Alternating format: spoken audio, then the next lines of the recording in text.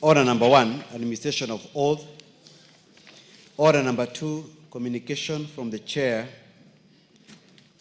Order number 3, messages. Members on their feet, take your seats. Take the nearest seats, Wamrada.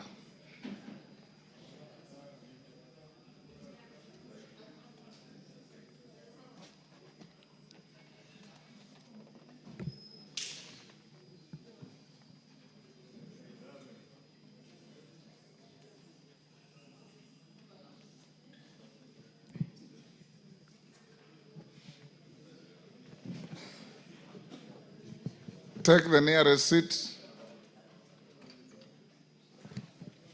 Thank you, honorable members. I have a short communication from the Senate on the approval of a nominee for appointment to the board of Central Bank of Kenya. Honorable members, pursuant to the provisions of Standing Order 41-4 relating to messages from the Senate, I wish to report to the House that I've received a message from the Senate on the approval of the appointment of a member of the board of the Central Bank of Kenya.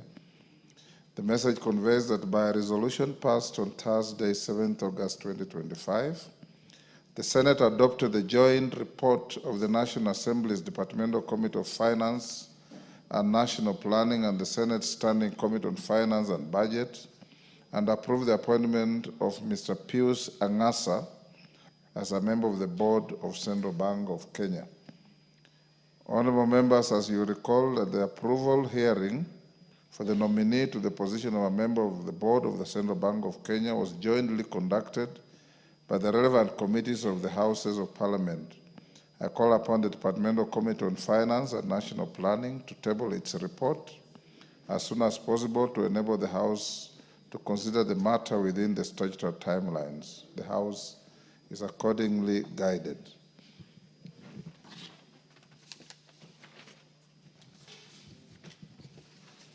Order number 4, petitions.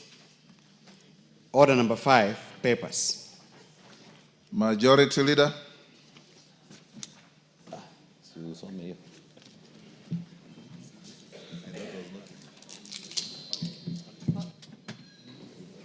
Honorable Speaker, I beg to lay the following papers on the table of the House today, Tuesday, August 12, 2025. The following legal notices and explanatory memorandum from the Office of the Attorney General. 1. Legal Notice 131 of 2025 relating to the extrajudicial, contiguous, and foreign countries, United Arab Emirates Order 2025. 2. Legal Notice of 123 of 2025 relating to the extrajudicial, contiguous, and foreign countries, People's Republic of China, Order number 2025, and 3. Legal Notice of 123 of 2023 relating to the extrajudicial, contiguous, and foreign countries, Republic of Italy, Order number 2025. 2. 8th Annual Report on Treaties ratified by Kenya for the financial year 2023-2025 from the Ministry of Foreign and Diaspora Affairs. Number 3. Report of the Auditor General and Financial Statement on Eldama Ravine Technical and Vocational College for the years ended 30th June 2024 and certificates therein. And 4. Reports of the Auditor General and Financial Statement on Public Sector Accounting Standards Board for the year ended 30th June 2025 and the certificates therein. Thank you, Honorable Speaker, and I lay. Thank you. Chair, Committee on Delegated Legislation. Thank you, Honorable Speaker. Honorable Speaker, I beg to lay the following paper on the table of the House today, Tuesday, 12 August 2025. Report of the Committee on Delegated Legislation on its consideration of the Affordable Housing Regulations 2025, legal notice number 114 of 2025. Thank you, Mr. Speaker. Thank you. Next order. Order number 6. Order number 6, notices of motion. Leader of Majority. Thank you, Honorable Speaker. I beg to give notice of the following motion, that pursuant to the provisions of Standing Orders 33B on hours of meeting, this House resolves to hold a morning sitting on Thursday, 14th August 2025, commencing at 10 a.m. That is this Thursday, Honorable Speaker, morning sitting. Thank you. You will move the motion tomorrow morning. If you are ready, I would have given you an opportunity this afternoon.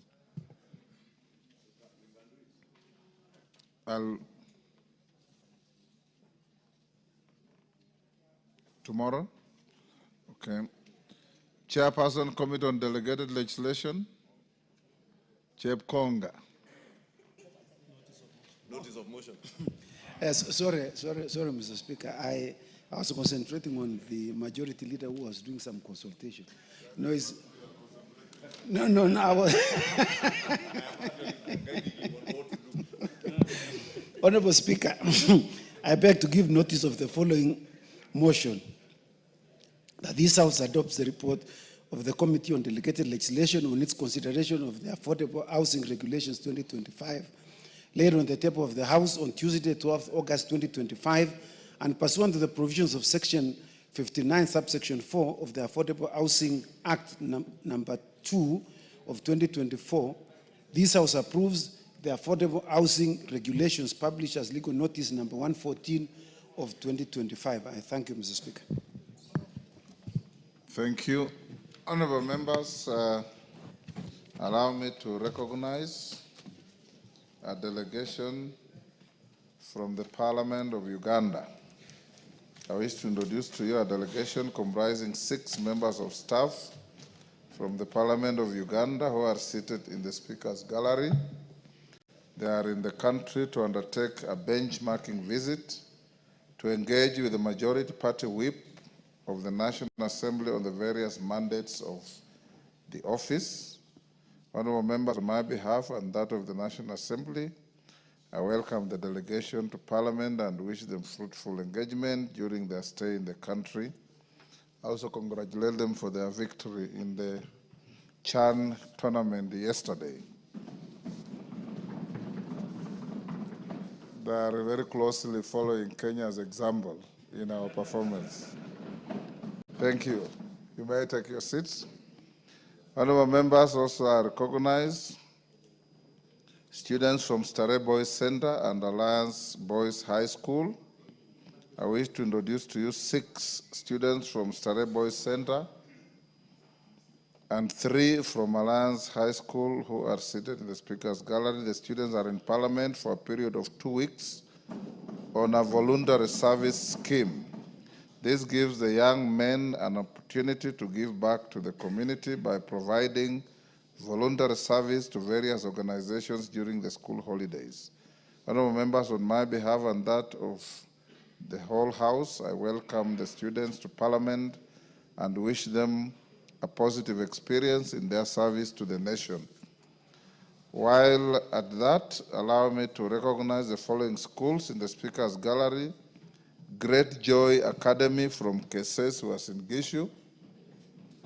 Are they there? Mberia Toleltani School from Mgwen, Nandi. Have I pronounced it properly? Yeah? Toleltani from Mgwen. Yes. In the public gallery, we have Corine Fountain Academy from Karachonyo, Homa Bay, Tinderet Educational Center from Tinderet, Nandi, Kamagambo Adventist Comprehensive School from Rongo, Migori, and Blair's Serem School from Keio North, Elgeyo Marakwet. I have been asked by Honorable Oron, on behalf of Honorable Okwome, to welcome the school from Karachonyo. I give you 1 minute. Thank you, Honorable Speaker, for giving me the opportunity to welcome the Korean Fountain Comprehensive School from Karachuonyo, and all other schools who are here today. On behalf of Adipo Kwome, MP for Karachuonyo, I welcome all the students, and I can say that all your dreams are valid, and education is an equalizer, so make good use of it. Thank you. Cases? 1 minute. Thank you so much, Mr. Speaker, for giving me this opportunity. May I stand to also welcome 2 schools from Keses. One is the Great Joy Academy from Annex in Keses, and also the school, Hill School Eldoret, who are scheduled to be here. Mr. Speaker, this opportunity you are quoting our schools will help create and develop their learning in class when they understand how the government of the day is working, legislative arm of the government is working to ensure we foster support and growth of their development. And I want to say thank you so much. I welcome them, feel welcome, and I know out of them, some of them will rise one day and they will take over from me. Thank you so much. Julius Melly. Thank you, Chair. Mr. Speaker, first of all, I want to thank the House and the leadership for allowing students, especially at this session of Parliament. I've seen the largest number of students to come to Parliament in recent times. And this is a demonstration that Parliament is very responsive and very welcoming. And in fact, a number of them last week and 2 weeks ago, Honorable Speaker, came here. Tinted Educational Center, amongst many schools from Nandi and across the country, have found that they can learn a lot about government, about Parliament, and how the Parliament system works. I welcome them as a Chair of Education, and on my own behalf and on behalf of my members, want them to always come and learn better. Thank you, Honorable Speaker. Thank you. Tandaza, I didn't hear of any school from your constituency.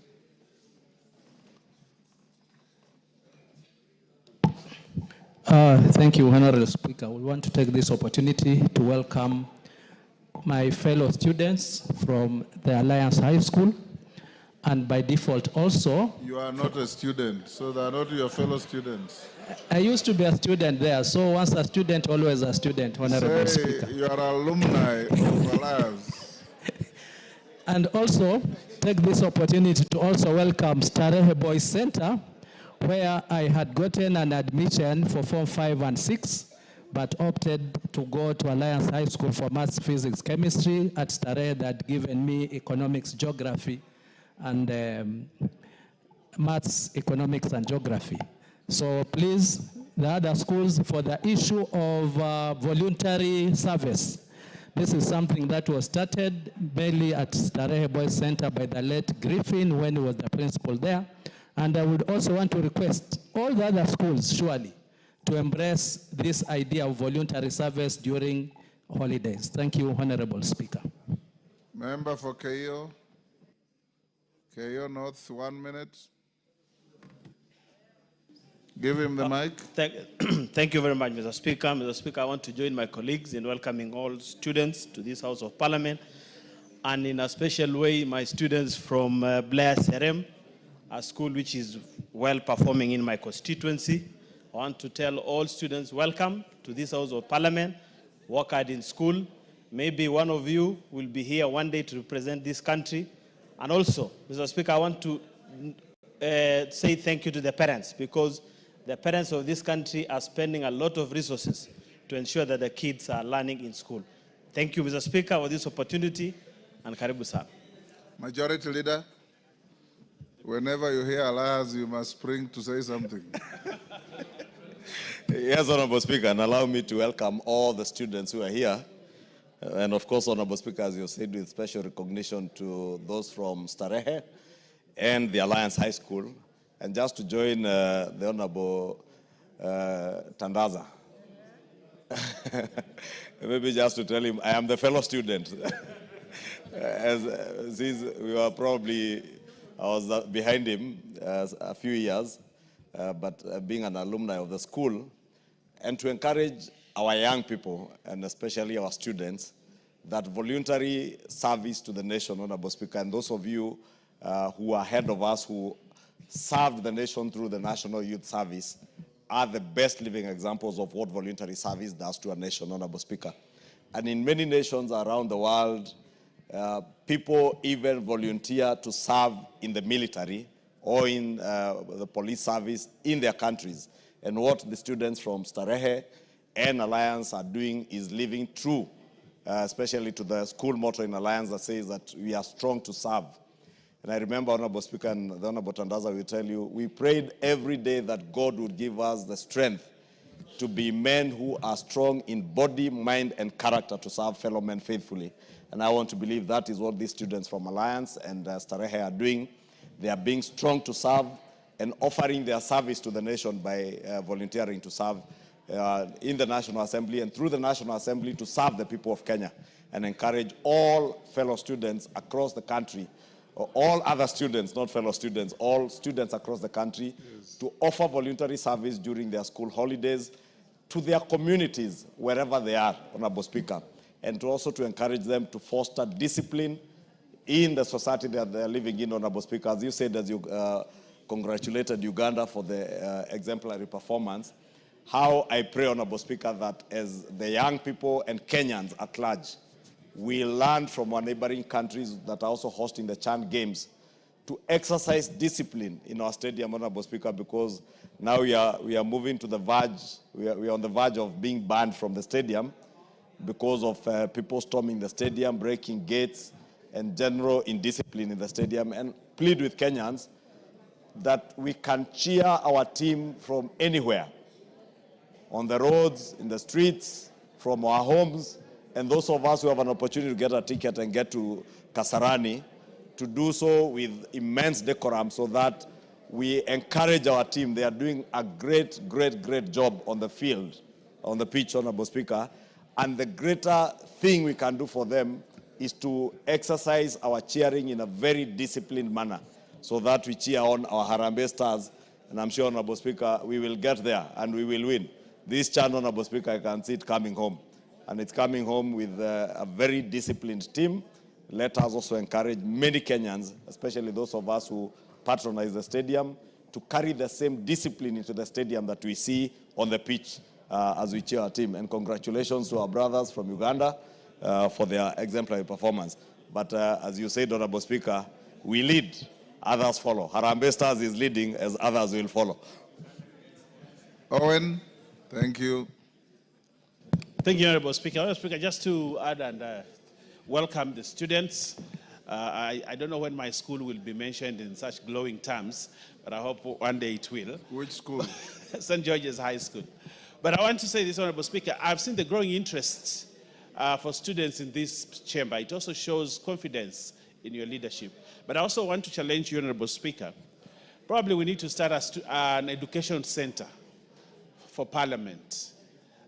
So that as the students come in here, they will pass through that center and learn a lot of things in that center. Probably Parliament needs to take that example, that bold step to build, because there's a lot of history that the students, apart from observing the proceedings here, they would learn about the members who have been here, the laws have been passed, and many other things through the elaborate education center that Parliament can build. So they don't just learn about Parliament, but they could also learn about Nairobi. We can actually house the education center for Nairobi. They would learn about KICC, they would learn about Uhuru Gardens, and all those in one center, so that we give that education to the generations, the young people that come to this house. I challenge you, Honorable Speaker.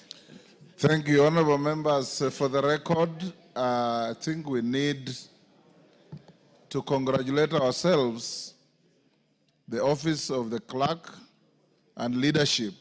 For the last 1 month, we have recorded,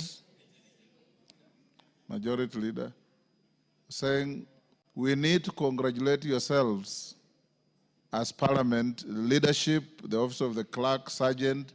For the last 1 month, I have recorded over 100,000 students visiting the House of Parliament. And the visit has been very incident-free. The students have been well received.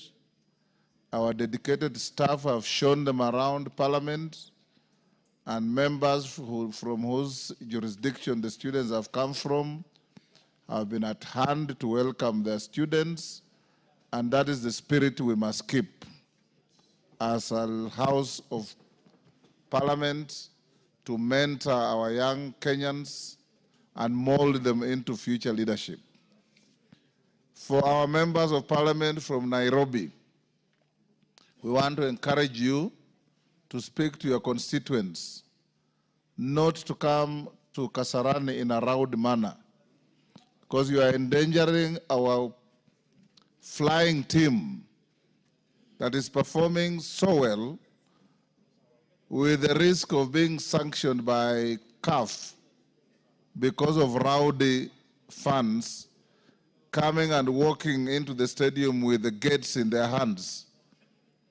That is not acceptable. And Mwafrika, I think it is around your area, and TJ Kajwang, and Olwatch, and everybody else, Kibra, please tell our brothers and sisters and our children who come to boost the morale of the players that they can do so without being rowdy. Next order. Order number 7, questions and statements.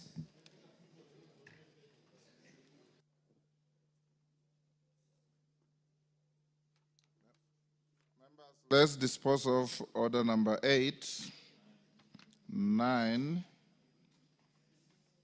and then we come to questions and statements. Order number 8, motion, consideration of nominees to 5 National Government Constituencies Development Fund committees. Members on their feet, take your seats.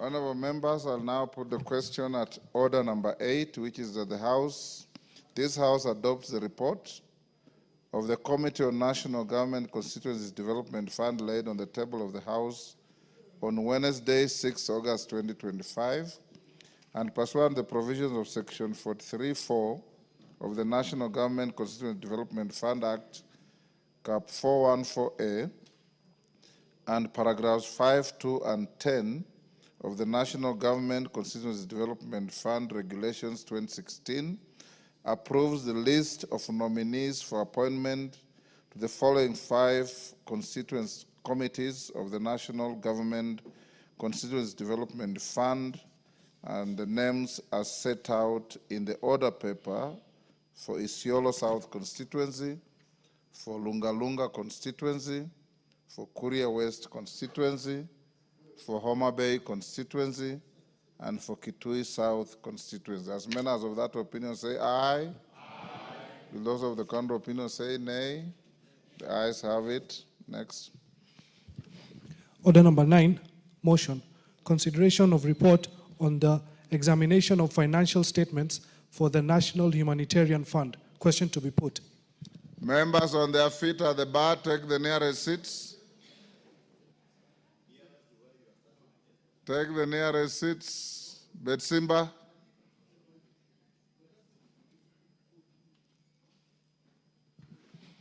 Thank you, honorable members. I'll now put the question at order number 9, which is that this House adopts the report of the Special Funds Accounts Committee on its consideration of the audited accounts for the National Humanitarian Fund for the financial years 2020-2021, 2021-2022, laid on the table of the House on Tuesday, 29th July 2025. As members of that opinion say aye. Aye.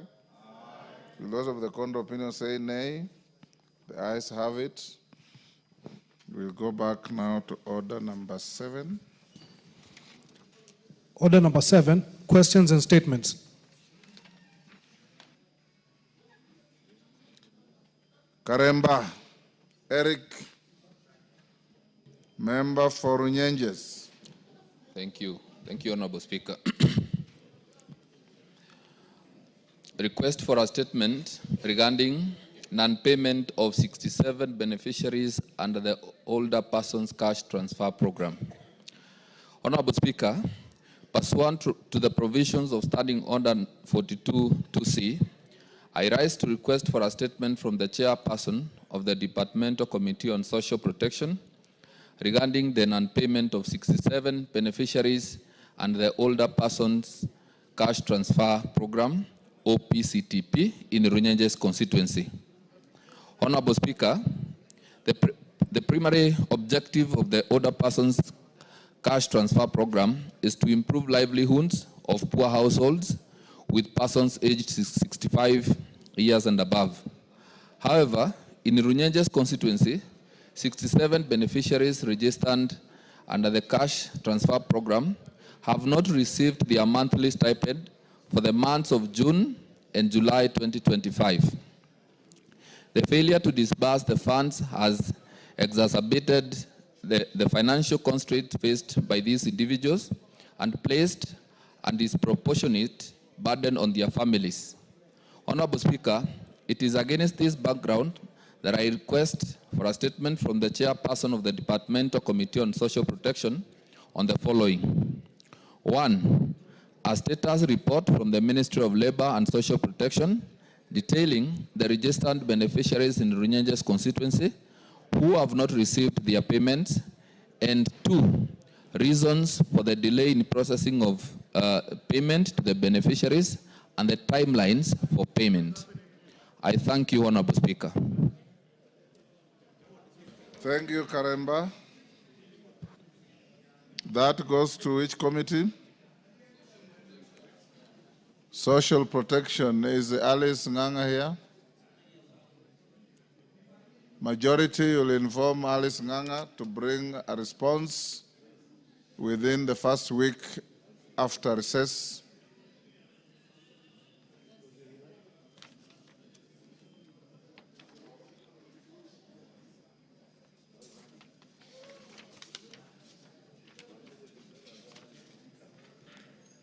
Requests for statement. Member nominated Abubakar Talib.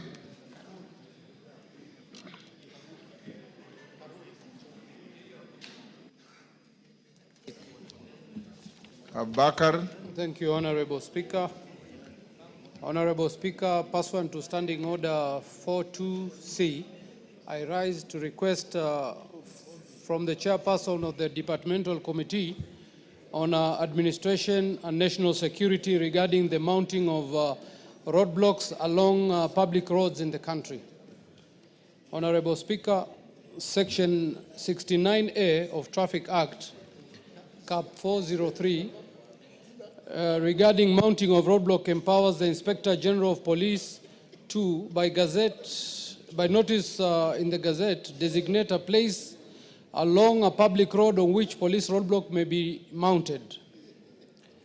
The Act further provides that roadblocks may be mounted in a non-designated place only in the exceptional circumstances certified by the Inspector General or his authorized officer. Honorable Speaker, whereas roadblocks are intended to enable security agencies to regulate the flow of traffic, to enable response to security issues and enforcement of traffic rules, there have been complaints that police officers across the country take inordinately long to clear vehicle at roadblocks. It is further claimed that that some officers extort motorists at roadblocks instead of undertaking security checks or enforcing traffic rules. The long time taken to clear vehicles at roadblocks cause stretched traffic queues that delay travelers and transporters. Honorable Speaker, it is against this background I request a statement from the chairperson of the Departmental Committee on Administration and National Security on the following. 1, comprehensive report on all areas gazetted and designated for mounting roadblocks along public roads, particularly major highways, in the country and the current status. 2, the justification for mounting numerous roadblocks at undesignated places, both during day and at night, including confirmation as to whether such roadblocks are authorized by the Inspector General as required under the Traffic Act, Cap 403. 3, measures put in place by the ministry to ensure that the inspections at roadblocks are seamless so as to avoid the long traffic queues and delays on the road. I thank you, Honorable Speaker. Thank you. Chair, Administration and Security, Russell. Thank you very much, Honorable Speaker. Honorable Speaker, first week after we come back from recess, we'll be able to respond. Mumina Bonaya, County MP Isiolo.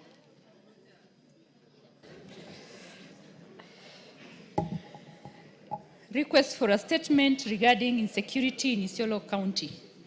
Honorable Speaker, pursuant to Standing Order 44-2C, I rise to request for a statement from the Chairperson of the Departmental Committee on Administration and Internal Security regarding insecurity in Isiolo Town. Honorable Speaker, Isiolo Town is on the brink of descending into chaos, and the streets are flooded with seemingly unregistered firearms. While the central business district is currently encountering a lot of unrest, fear, and open hostility. The tension is palpable, with residents living under constant threat of violence and disorder. This wave of insecurity in Isiolo Town is not accidental.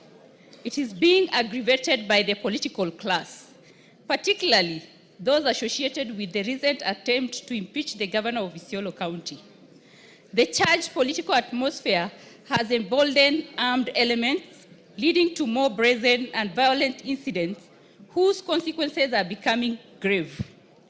Among the most disturbing cases of this insecurity is the recent shooting and severe injury of the Secretary General of the Somali Council of Elders, Mr. Idle Hassan Ibrahim, who was allegedly targeted while carrying out his duties.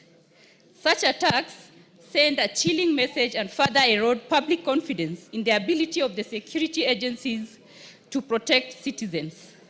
Honorable Speaker, it is against this backdrop that I request for a statement from the Chairperson of the Departmental Committee on Administration and Internal Security on the following.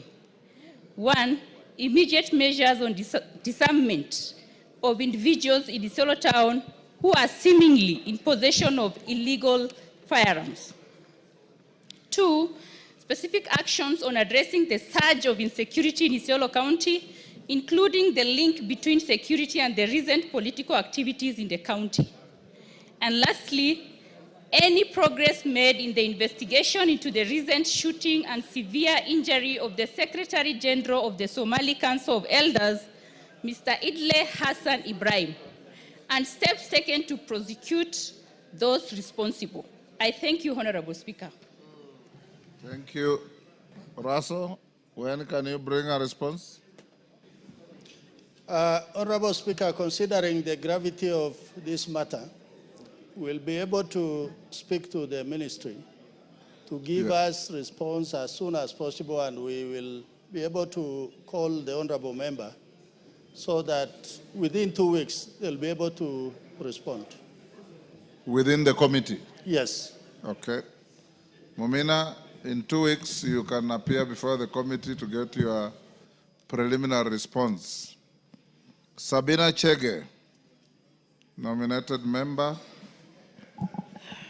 Thank you, Mr. Speaker. Honorable Speaker, pursuant to the provision of Standing Order number 44-2C, I rise to request for a statement from the Chairperson of the Departmental Committee on Trade, Industry and Cooperatives regarding the proposed mode of payment for coffee farmers in the country. Honorable Speaker, in August 2023, the government implemented the direct sales system, DSS, mandating that payments be routed directly to the accounts of cooperatives with the objective of safeguarding farmers' income and ensuring financial order within the sector. However, proposals to make payments directly to individual farmers' bank accounts or via M-Pesa was introduced without comprehensive consultation with key stakeholders, particularly coffee farmers and their cooperatives, generating widespread concern amongst the coffee farmers.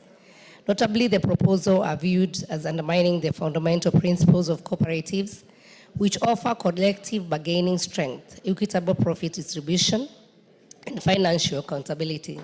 The current payment model of directing funds from the Nairobi Coffee Exchange through cooperatives have demonstrated transparency and efficacy.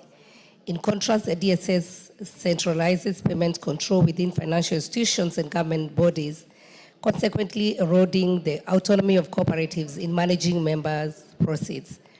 These shifts prompt serious questions regarding the capacity of the reforms to genuinely stabilize and enhance the agriculture sector. Honorable Speaker, the disbursement of payments to individual accounts, therefore, threatens this revenue model by restricting cooperatives' ability to deduct loan repayments, levy service charges, and invest in communal infrastructure, thus jeopardizing their sustainability. And therefore, stakeholders within the coffee value chain have expressed legitimate apprehension that bypassing cooperatives will undermine their viability, thereby placing farmers' financial security and overall coffee economy at risk. It is therefore imperative that payments continue to be disbursed securely and promptly through cooperatives to safeguard the livelihood of thousands of farmers and ensure the sector long-term stability. Honorable Speaker, it is against this background that I request for a statement from the Chairperson of Departmental Committee of Trade, Industry and Cooperatives on the following one: to provide a report on public participation undertaken in any, if any, prior to the implementation of the proposed direct sales system, famously known as DSS, and if not, the justification for bypassing farmers and stakeholders. 2, the rationale underpinning the proposal to implement payments directly to farmers' individual accounts rather than through cooperative societies as per established practice. And 3, strategies in place to uphold the payment system through the cooperative framework that channels funds from the Nairobi Coffee Exchange to cooperatives. I thank you, Honorable Speaker. Thank you, Honorable Chege. Chair, Trade, Industry and Cooperatives. Who is the chair? Shinali? Yes, Gishimu, you are a member?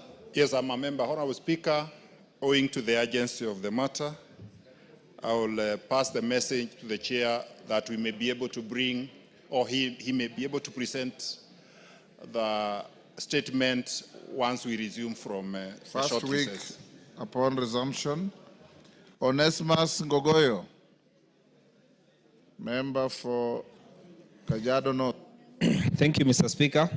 Honorable Speaker, pursuant to the provision of Standing Order 44.2c, I rise to request for a statement from the chairperson of the Departmental Committee on Transport and Infrastructure regarding the delayed compensation by Kenya Railway for land owners affected by the construction of the standard gauge railway from Nairobi Suswa. Honorable Speaker, the extension of the standard gauge railway from Nairobi to Suswa was a welcome move by the government through the Kenya Railway, and it will further ease movement of persons and goods from the interior of the country to the projected necessity interior of the country, and further ease movement of goods and persons from the interior of the country. The project necessitated acquisition of land in various areas, parcels of land around kilometer 33 overpass bridge along Kangawa Road, located in Bulbul sublocation in Bulbul location in Kajiado North constituency, were acquired to pave way for the railway. However, 8 years down the line, the affected residents are either still waiting gazettement of parcels of land for award and compensation, and are yet to receive compensation of their land.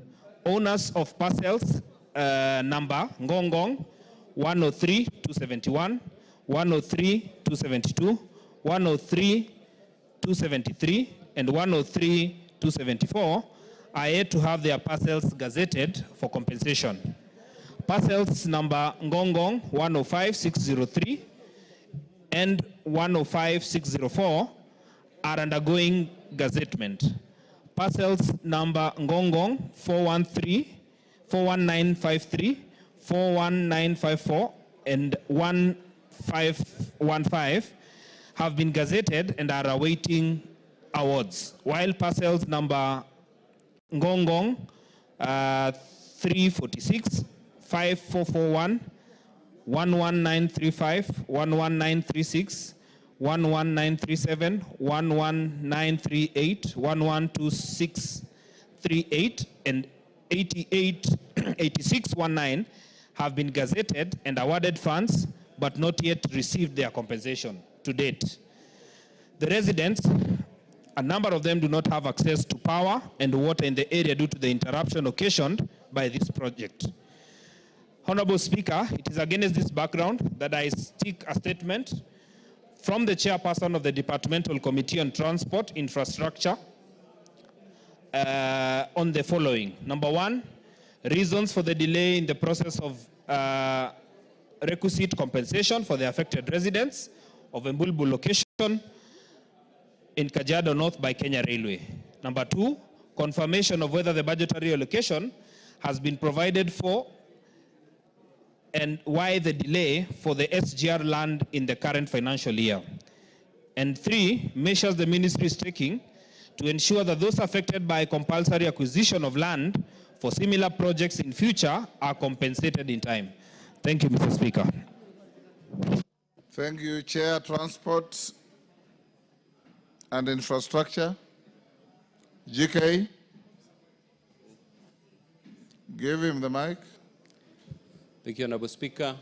We will avail the response a week after recess. Okay. So be it. Wanjiku Muhia. Kipipiri.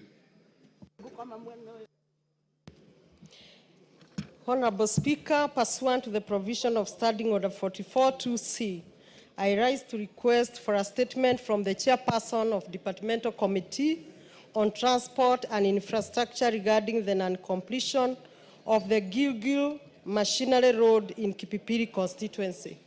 Honorable Speaker, while the residents of Kipipiri appreciate the long-awaited progress on the Gilgil Machinery Road initiated in 2017 and which is currently nearing completion, it is deeply regrettable that several critical access roads connecting to it remain unconstructed.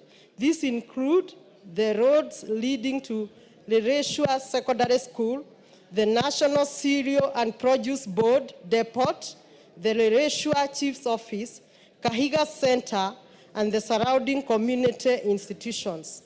Honorable Speaker, during the public participation and planning phases, the local community was assured that these access roads were part of the original BQ. However, there are reports alleged from the resident engineer that these sections may not be constructed. It is of major concern that the contractor is now preparing to demobilize from the site, leaving behind approximately 2 kilometers of essential access road undone. This will undermine the functionality and utility of the main road, particularly for institutions like Lereshua Secondary School. It will also affect the delivery of essential supplies and services and expose the students and staffs to avoidable hardship. Honorable Speaker, it is against this background that I request for a statement from the chairperson of Departmental Committee on Transport and Infrastructure to the following. One, a report on the scope of work for construction of the Gilgil Machinery Road in Kipipiri constituency, including confirmation of the inclusion of the adjoining access roads to Lereshua Secondary School, National Cereal and Produce Board Depot, Lereshua Chief's Office, Kahiga Center, and the surrounding constituencies. Justification for the deviation from the original scope of work and the exclusion of this access road, despite earlier commitment to the incorporate them in the scope of the work. A concrete plan and timeline by the ministry to ensure that the unconstructed access roads originally committed to be done or are fully constructed. And finally, steps being taken by the ministry to ensure that all constituencies receive equal treatment in infrastructural development. I thank you, Honorable Speaker. GK. A week after recess, Honorable Speaker. So be it. Responses. Do we Chair Education is in the House? Honorable Meli was here. Where is he? Response to a request by Honorable Joseph Gitari. Is Joseph Gitari in the House? Majority Leader. You are Mary Massey. Okay. You have the response to Joseph Gitari. Go ahead. Who is responding? Orone is saying is responding. Emasa is saying you are We are dealing with response to statement listed as number 1 by Honorable Joseph Gitari. He has a second one at number 3. So, Orone, which one are you responding to? Career progression for teachers? Yes. And Emase, promotion of curriculum support. So start with Orone. Honorable Speaker, I am Mwalimu Orero. Yeah, Oron is this man from Kisumu Central. He's honorable member from Kisumu Central. Orero, yes, Yeah, I know you very well. Yeah, thank you, Honorable Speaker. I went with you to West Pokot. Very right, very Yes. right. Yes. Great. And now, first of all, I want to give the background information regarding this response. Now, the Teacher Service Commission was established under Article 237 of the Constitution with overall mandate of teacher management and regulation of the teaching service as provided in Article 237 of the Constitution. As a public organ, the Commission is bound by the national values and principles of governance set out under Article 10 of the Constitution, as well as the values and principles of public service set out under Article 232 of the Constitution. Mr. Speaker, to operationalize the mandate of the Commission, the Parliament enacted the Teacher Service Commission Act and the Code of Regulation for Teachers, referred to as CORT. The two legislations provide for powers and procedures within the functions of the Commission. Notable Section 11 of the Act requires the Commission to others formulate policies to achieve its mandate. Now, Mr. Speaker, the career progression guidelines. In 2015 and 16, the Commission, in consultation with the Salaries and Remuneration Commission, SRC, conducted a job evaluation for the teaching service. Now, based on the findings of the job evaluation report, CRC rendered a formal advisory proposing a new grading and remuneration structure of teachers in the public service. Now, subsequently to the job evaluation, the Commission signed the 2017-2021 collective bargaining agreement, referred to as CBA, with the teacher unions. This transition necessitated the development and implementation of the teachers' career progression guidelines in 2017 to align the new grading structure with career progression of teachers. Mr. Speaker, sir, the career progression outlines the skills and the competency necessary for advancement in the profession by providing for minimum requirements for selection, appointments, and promotion of teachers at different grades. Now, the response to these specific questions raised: 1, report on implementation of the career progression guidelines, specifically how academic qualifications have been considered in the promotion of teachers. Now, the promotion of teachers in public service is premised on the values and principles of public service set out under Article 232 of the Constitution, the provision of the Code of Regulation of Teachers, the career progression for teachers, and the policy on selection and appointment of institutional administrators. Mr. Speaker, specifically, Regulation 73 of the Code of Regulation of Teachers provide for general guidelines in promotion of teachers, including 1, merit and ability as reflected in the teacher's work, performance and the results, seniority and experience as set out in the scheme of service, now existence of a vacancy, and finally, academic and professional qualification. Mr. Speaker, while the career progression guideline and the policy on selection and appointment of institutional administrators provide for minimum requirement for selection, appointment and promotion of teachers at different grades, Regulation 73 of Code of Regulation of Teachers provide for general guidelines in promotion of teachers, including A, merit and ability as reflected in the teacher's work, B, performance and results, C, seniority and experience as set out in the scheme of service, existence of vacancy, and academic and professional qualification. Mr. Speaker, in implementing the provision of career progression guidelines and Code of Regulation of Teachers in promotion of teachers, the Commission has developed a scoring criterion designed to guide the scoring process during promotion interviews.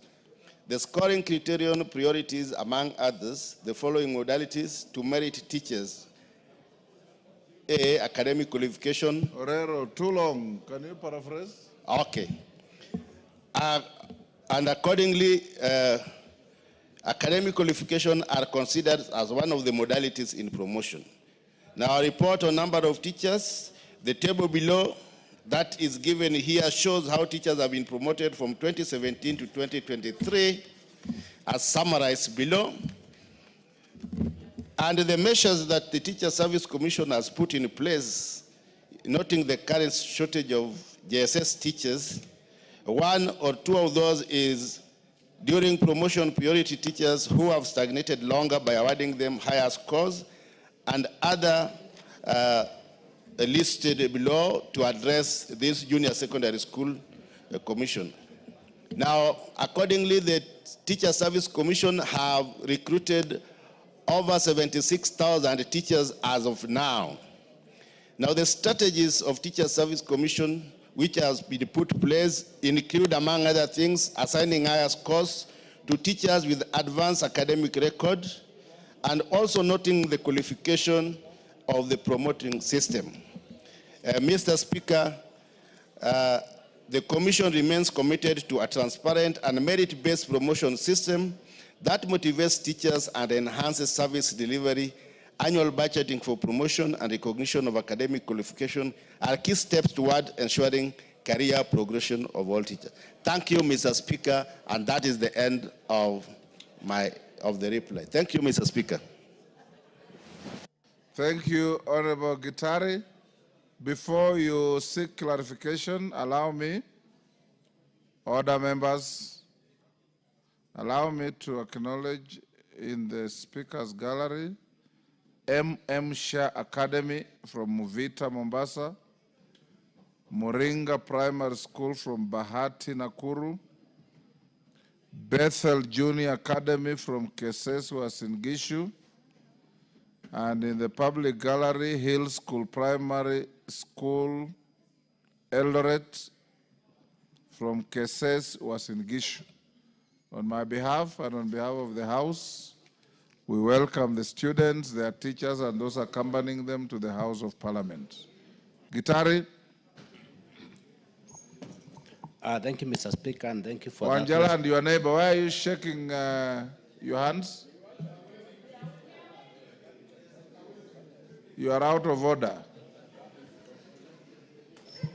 When we mention schools, you thumb like that.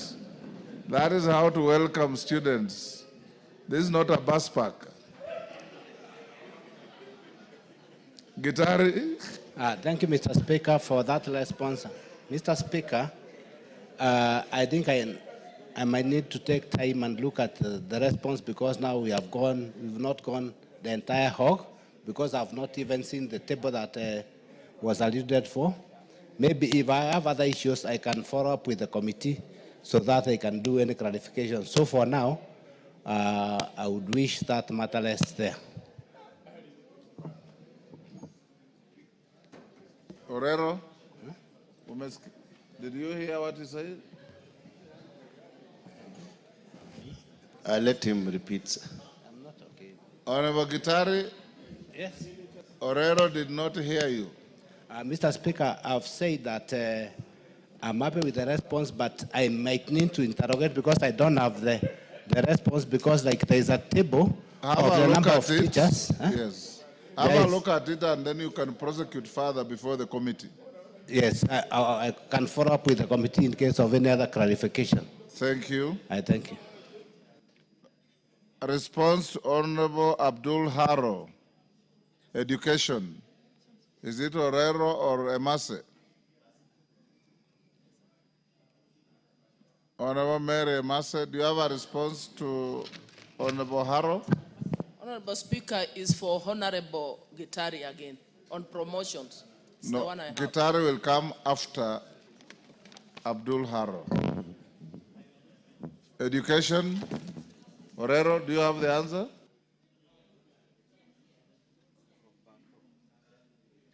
Barto. Committee of Education. I am not going to allow you to sit out there and share out responses when you have leadership.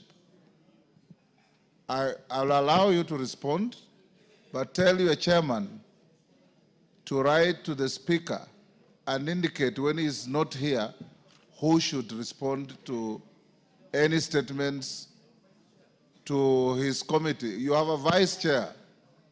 You cannot just sit out there and share out slots. And you come to the house, Emase is saying it is me, Orero is saying it's me. That is not how to run the house. Phyllis Barto, respond, but put your house in order. We stand guided, Honorable Speaker. I'm giving a response to a statement regarding recognition of madrasa education system within the Kenya National Qualifications Framework sought by Honorable Abdul Aro, MP Mandera. Honorable Speaker, Section 95, subsection 2 of the Basic Education Act 2013 provides for the making of regulations of the integration of the madrasa, duksi, and pastoral programs of instructions into the formal education system as appropriate to improve access and retention. As a ministry, we recognize the critical role that duksi and madrasa learning programs play in the education of the young learners of the Islamic faith.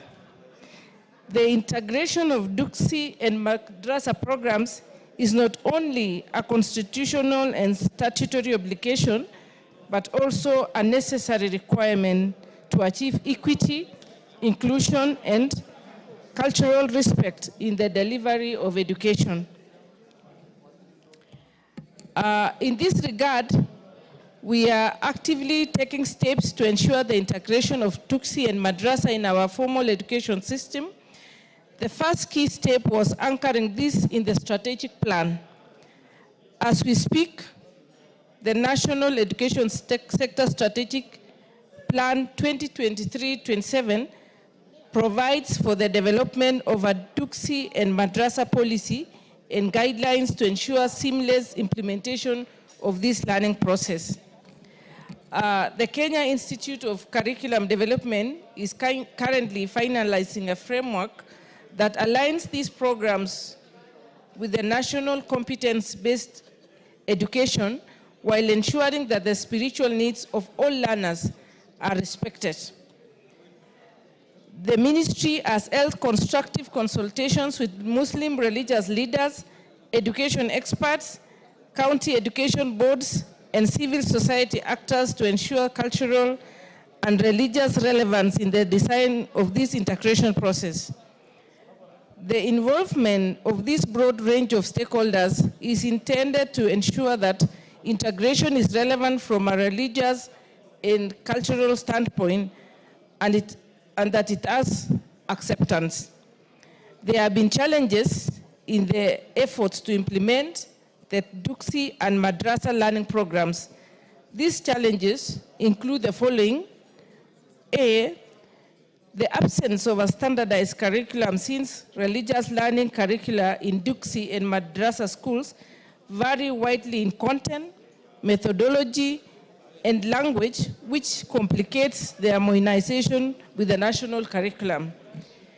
Many Duksi and Madrasa instructors have not undergone formal teacher training recognized by Teacher Service Commission.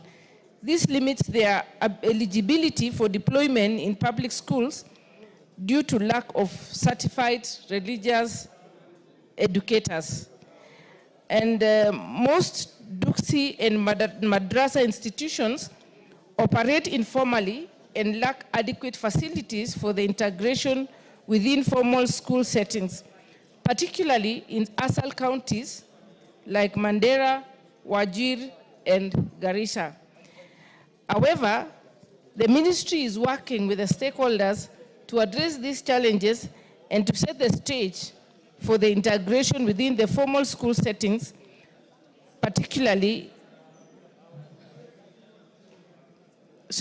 However, the ministry is working with the stakeholders to address these challenges and to set stage for the integration of these learning programs in the context of the ongoing reform process. That is the presentation, Mr. Speaker. Thank you, Phyllis Barto. Abdul Haro. Abdul, you satisfied with the response? We go to the next. Give him the mic. Thank you, Honorable Speaker. I'm satisfied with the response. Thank you. Now, response to Joseph Gitari. Mere Mase, Honorable Member for Teso South. Thank you, Honorable Speaker. Honorable Speaker, I'm responding to the statement by Honorable Joseph Gitari on promotion, curriculum, support officers. Background. In 1963, the government established the Teachers Advisory Centers, TAGs, with the mandate to provide in-service courses to, among others, offer aid in developing curriculum and using new instructional materials. The centers were manned by TAC tutors who were teachers by profession. Honorable Speaker, pursuant to the shift in the structure and management of the Teacher Service Commission, in general, the Commission in 2015 changed the designation of TAC tutors to curriculum support officers and deployed them to zones with an expanded mandate. Consequently, the post of TAC tutors, DCC lecturers, and special education assessors were declared absolute. The Commission adopted curriculum support officers as the new designation to the cadre of staff whose critical mandate is to support curriculum implementation in schools. Honorable Speaker, noting the unique designation of the CSOs, curriculum support officers, in that they are neither teachers nor secretariat staff, The Commission in 2019 developed career progression guidelines, CPG, for curriculum support officers. The CPG outlines the academic and professional criteria for curriculum support officers' career advancement. The guidelines link an officer's career progression to his or her performance and professional conduct. The career progression guidelines for the curriculum support officers provide for 4 grades or scales for career growth. That is, 1, curriculum support officer 2, 2, curriculum support officer 1, 3, senior curriculum support officer, and 4, chief curriculum support officer. I now move to the specific issues. A report on the steps being taken by the government to promote curriculum support officers due for promotions to the position of principal teacher management officers. This is the response from the ministry. As discussed above, CSOs, that is curriculum support officers, have a distinct career path from teachers and secretariat staff. Their career growth is governed by the career progression guidelines for CSOs. A copy is attached herein as an appendix 2. On the other hand, sub-county officers, also known as principal management officers, PTMOs, are a secretariat staff of the commission, and their career path is guided by the career progression guidelines for secretariat staff.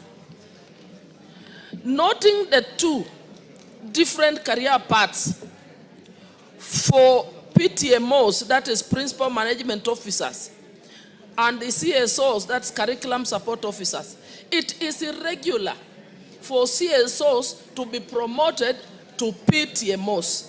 However, CSOs qualify to be recruited as PTMOs upon advertisement of the vacancies. To this end, during financial year 2023-2024, the Commission competitively recruited 150 curriculum support officers as PTMOs. Honorable Speaker, the next issue was on, the question was on to report on the status of implementation of the career progression guidelines issued by the Teacher Service Commission. The following is the response. Further, promotion at the Commission is done in consideration of the provisions of the CPG, availability of budget, and existence of the vacancy. Accordingly, the Commission progressively promotes teachers and CSOs in line with the CPG.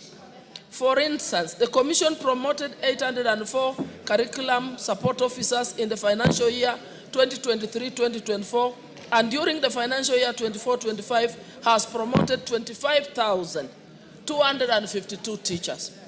Honorable Speaker, to ensure that stagnation is addressed, the Commission continuously engages the National Assembly for budget allocation, for promotion, to ensure full implementation of the career progression guidelines in the teaching service.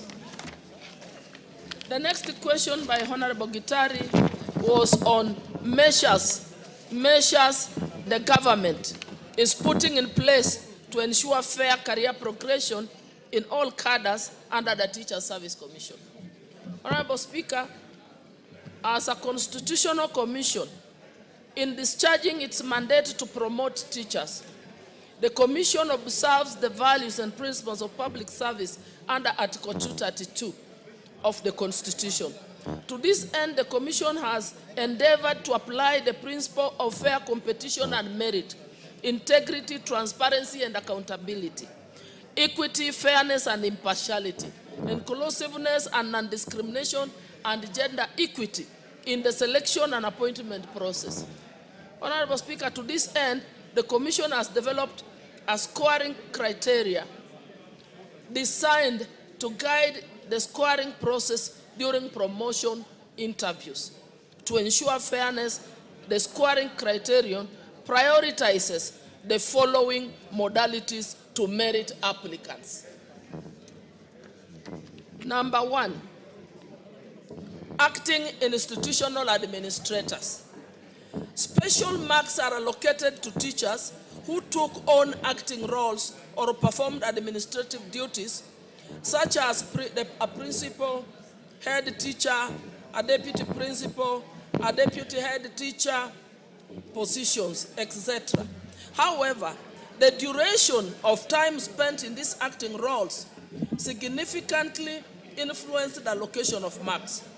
Teachers who acted for a longer period received more marks compared to those who served for a shorter duration. This aims at acknowledging the level of responsibility handled by teachers during their acting tenure. The second consideration that's considered by this criteria is stagnation.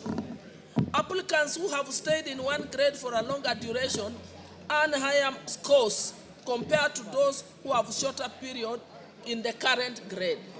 Honorable Speaker, the third criteria that's being considered is performance appraisal. Applicants who have higher performance appraisal Mary Master, how much more to go? Half a page.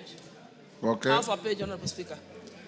Applicants who have higher performance appraisal scores receive higher overall scores in the promotion evaluation. This criterion aims to ensure that applicants who consistently excel receive appropriate recognition and rewards for their efforts. The next one is the level of experience. Applicants aged 55 years and above score higher compared to those in the younger age brackets. A tiered approach is employed to differentiate scores based on age ranges. For instance, applicants between the age of 50 to 54 years received lower scores compared to those aged between age 55 years and above, but higher scores compared to those in the bracket of 45 to 49 years age group. This approach acknowledges the value of experience and maturity in teaching, recognizing the contributions of senior applicants. And finally, Honorable Speaker, in addition to the criteria mentioned above, the criteria also factors A, knowledge of financial management for head of institution and deputy heads. B, familiarity with the Teacher Service Commission policies and procedures. 3, competence in managing learner discipline. I thank you. Honorable Gitari.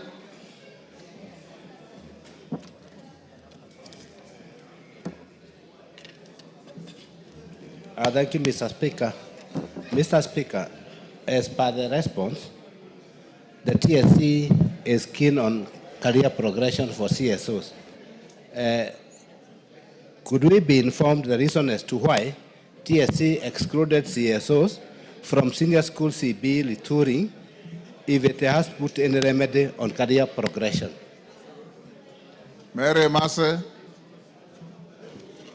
do you have the competence to answer that? Honorable Speaker, I won't answer. I'll have to take the question to the committee and then we seek further clarifications.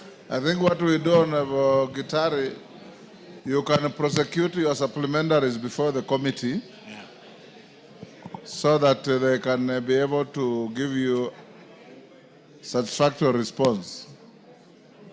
Well guided, Mr. Speaker. Thank you, thank you. Transport and infrastructure. Response to a request by Honorable Patrick Munene. Is Patrick Munene in the house? Is Honorable Patrick Munene in the house? Is not. Honorable GK will skip that. John Kagusha. GK. Order that Kamukunji should be disbanded.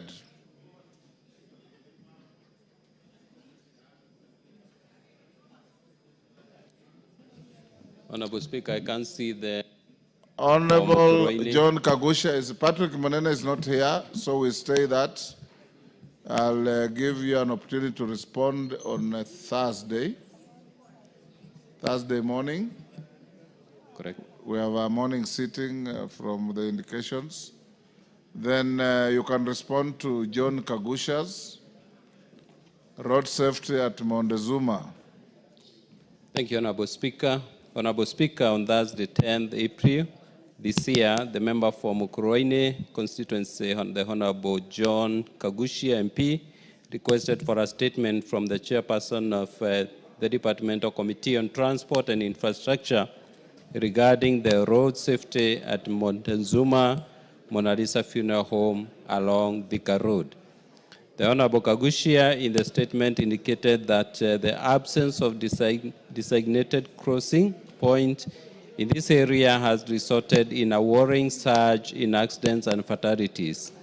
Honorable Speaker, the Honorable Kagushia therefore sought to, among other things, establish a detailed report on the number of and nature of road accidents that have occurred in the area called Kabati near Montezuma Mona Lisa Funeral Home along Thika Road over the last 6 months, including contributing factors.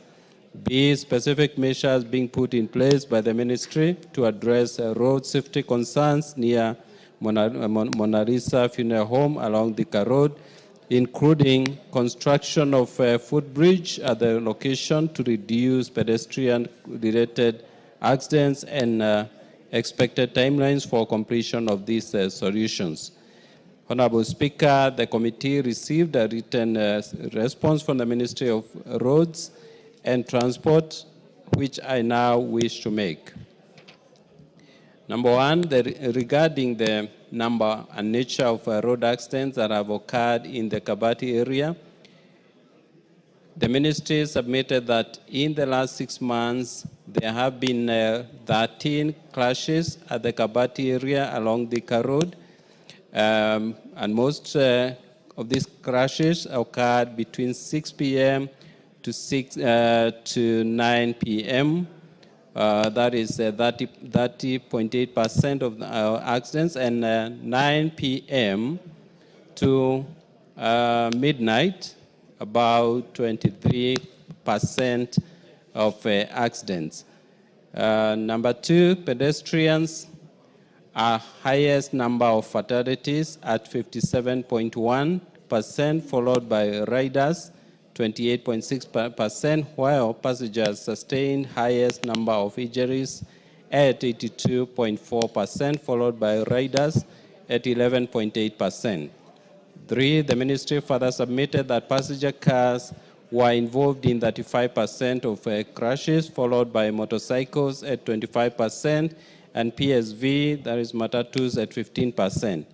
These crashes were primarily caused by driver negligence, including failure to yield speeding, and loss of control, as well as pedestrian misjudgment when crossing the road, the busy road. Additionally, Honorable Speaker, mechanical failures, particularly in PSV, contributed to some severe collisions. Number 4, regarding the specific measures being put in place by the ministry to address road safety concerns near Montezuma Mona Lisa Funeral Home along Thika Road, including construction of a footbridge at the location to reduce pedestrian-related accidents and expected timelines for implementing these solutions. Honorable Speaker, the Ministry for Roads and Transport through the Kenya National Highway Authority and the National Transport and Safety Authority have put in place the following measures to enhance road safety at Montezuma Mona Lisa Funeral Home. A, with the need for pedestrian safety enhancement in the area, albeit as short-term measures, designation. Honorable Speaker, you may need to protect me because there are 2 members in front of me who are making very loud noise. Honorable Speaker, I have 2 colleagues who are not giving me peace in front of me. Order, Honorable Hillary and Justice. Thank you, Honorable Speaker. B, implementation of appropriate speed limit and usage of infrastructure, raised crossings, speed bumps, and rumble strips to encourage compliance. C, continuous awareness, that is educational campaigns on usage of helmets by riders and pillion passengers, and effective protective gear, especially at night and during low visibility periods to enhance visibility. And D, continuous awareness, that is educational campaigns for pedestrians to cross at the designated crossing points and use reflective protective gear to enhance visibility, especially at night and during low visibility periods. E, continuous raising of awareness on importance of drivers slowing down and paying attention to pedestrians, particularly in areas with busy activity, with a lot of activities, that's busy areas.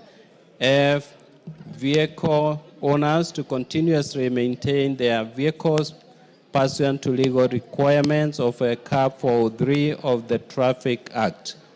G, introduction of vehicle telematic systems under the draft Commercial Vehicle Operational Regulations 2025, as real-time monitoring can be used to alert drivers of unsafe driving conditions and behavior, ultimately reducing accidents and promoting safer driving practices. H, continuously liaise with the county governments to install street lighting at the appropriate locations, especially in areas where visibility is limited. Honorable Speaker, thank you, and I submit. Kagusha. Thank you, Honorable Speaker. I want to appreciate the response, even though the response has come rather late after raising it back in April. Honorable Speaker, what you'll notice is that from the steps that Ministry or KENHA proposes to take, none of those proposals give any meaningful solution to the problem that we have there. Honorable Speaker, for us to be able to solve this problem, what we require is a footbridge. But when you look at the responses that we are getting now, KENHA and Ministry is proposing to enhance awareness for pedestrians to observe the pedestrian crossing points.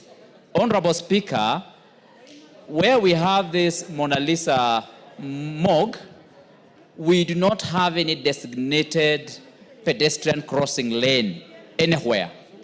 And so when KENHA proposes that it is going to be enlightening and creating awareness to pedestrians to observe the crossing points, Honorable Speaker, I am at a loss, because then I do not understand which crossing point is this that KENHA is referring to, unless KENHA is responding to this statement without having gone to the ground to check. Honorable Speaker, I would like to urge you to give direct instructions to the ministry to first create that pedestrian crossing point, which they are saying they are going to create awareness, which does not exist.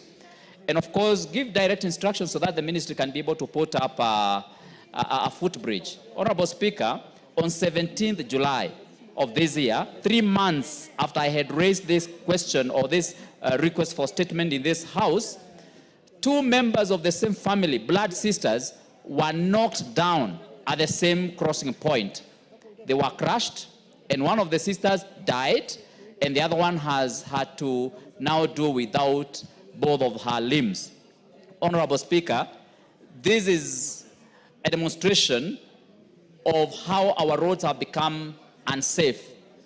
And having gone through a very tragic week last week, where this country has lost 80 people through road accidents in Kisumu, in between Kakamega and Kisumu Road, Namanga Road. Honorable Speaker, you are supposed to seek a clarification. You are now raising a wholly new structure of questions. Honorable Speaker, I was doing this awaiting to get your attention because I realized you are quite distracted. by an honorable member. How So- did I know that you are raising a whole new set of issues if I was distracted? But Honorable Speaker, the whole issue here is that I would like the Honorable Chair to clarify. Do we have a pedestrian crossing point between the Shell petrol station and the Mona Lisa morgue on that road? Honorable Speaker, really, we don't have that.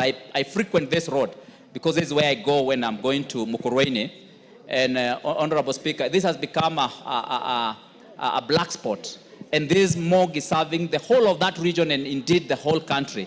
And when you pass through there in the morning, you find the place is so heavily congested. Unfortunately, family members who are coming there to collect their loved ones to go and bury them, some of them are actually being left in the same morgue, dead after having been crushed. Point made. GK? Thank you, Honorable Speaker. Honorable Kagushi raises a very important issue. We need to push the ministry to put up a footbridge, and we'll do our best to ensure that that is done. But in the meantime, Honorable Speaker, because I'm also a regular user of the same road, I have seen rumble strips erected on that road, and especially that section of the road, and I believe that the ministry will do much more to make sure that our people are safe while using that particular spot. Thank you, Honorable Speaker. Yes, Owen? What you can do? Honorable Speaker, so that I may inform the Honorable Kagushia, Honorable Kagushia, you know that money appropriations are done in this House. And as a very active member of Parliament, when the supplementary budget comes here, please let's hear your voice on the same, so that we can appropriate money to put the bridge, Honorable Speaker. Other than, taking that backseat of trying to criticize and all that, be more proactive. Bring a motion to amend the budget so that the people of where you come from, Honorable Speaker, can see that you're doing something. He's on a point of Honorable order. Let Speaker. him finish. So, Honorable Kagusha, please use the vote, the power of the vote, to change the budget, put money so that the work is done, so that you are seen to be doing something. Otherwise, your people will know that you're just here to ask questions and criticize and do nothing. Yes, Kagusha, what is your issue? Honorable Speaker, even though Honorable Mbaya is a senior in this House, I am surprised by his ignorance and how he displays arrogance while he's trying to bring issues that don't exist. Honorable Speaker, by Honorable Kagushia asking for a footbridge to be done at the between Shell and Montezuma morgue, how is that criticism? Does Honorable Mbaya understand what criticism is about? And is Honorable Mbaya trying is he trying to say that I do not raise issues of budget in this House? Honorable Speaker, when we were making supplementary budget, Honorable Mbaya here was actually trying to gag me when I was raising these issues. And I want to ask Honorable Mbaya, in all fairness, you need to allow honorable members to execute the issues here without having to defend the executive. This House is not... Order, Honorable Kakusha. The fact that he raised something about what you said does not mean he was gagging you. He has no capacity to gag you. At all, at all. I gave you space to speak, and you spoke. Yes, Honorable Tandaza. Give Honorable Tandaza. Thank you, Honorable Speaker. Is Honorable Kagusha in order to refer to Honorable Mbaya as Mbaya, and Mbaya means bad, while we know that he's not bad at all. Is he in order to refer to him as Mbaya, which means bad? He's not, he's out of order. We'll leave it there. Honorable members, I acknowledge in the public gallery Captain Comprehensive School from Konoin Bomet, Mukushune Primary School from South Imenti Meru, Al Irshad Integrated Academy from Garissa Township, Garissa, and Kapsitet Junior Primary from Sigowet Soin Kericho on my behalf. And on behalf of the House, we welcome the students, their teachers, and those accompanying them to the House of Parliament. Kemei, 1 minute. Thank you, Honorable Speaker, for the opportunity you've given me to welcome the students from Kipsitet Comprehensive School, and indeed all the other students who have visited Parliament this afternoon and anytime they come to Parliament. Mr. Speaker, Kipsitet Primary is one of the best performing primary schools in the constituency, and the last edition of the Kericho County Cross Country Championships, they helped us host the championship, and they saw the world beaters who took part in the cross country, including Ferguson Rotich and Faith Cherotich, who is the 4th best in the world in the distance of 3,000 meters steeplechase. I want to encourage them that as they work hard, they also venture into sports. Thank you, Mr. Speaker, and I thank you. Thank you, honorable members. Next order.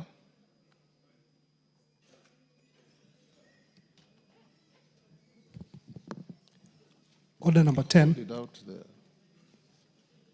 Order number 10, motion, consideration of report on the examination of financial statements for the Water Sector Trust Fund.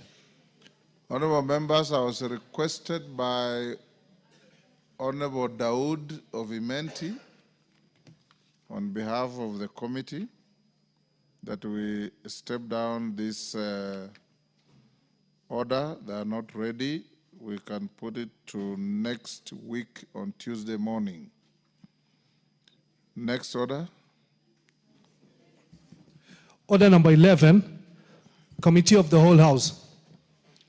Honorable members, will you be upstanding?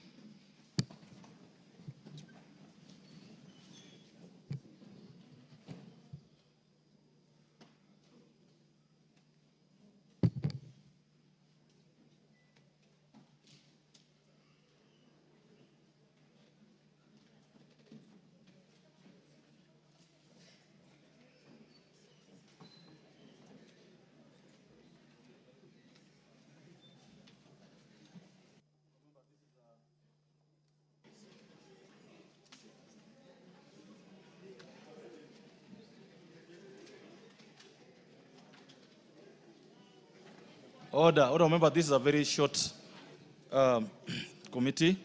It regards the President's reservations to the National Land Commission Amendment Bill, National Assembly Bill number 43 of 2023. Order. Order. Shall we then take our seats so that we can do it quickly? Members, as you may be aware, the procedure for handling the President's reservations.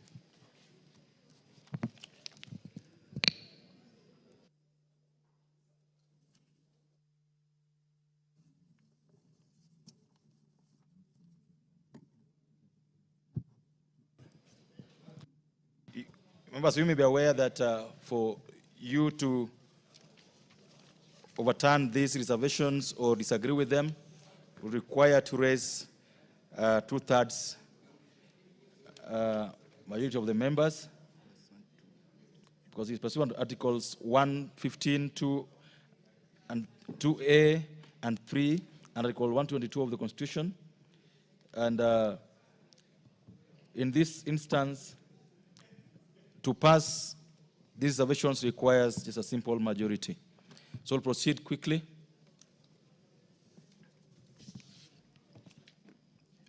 President's reservation to clause 2. I propose the question, members, that the President's recommendations to clause 2 be considered.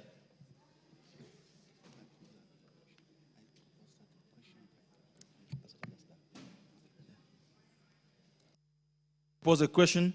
The President's recommendations to clause 2 be considered. Chairperson. Chairperson, Lands Committee. Are you the one dealing with it, Chair, go ahead.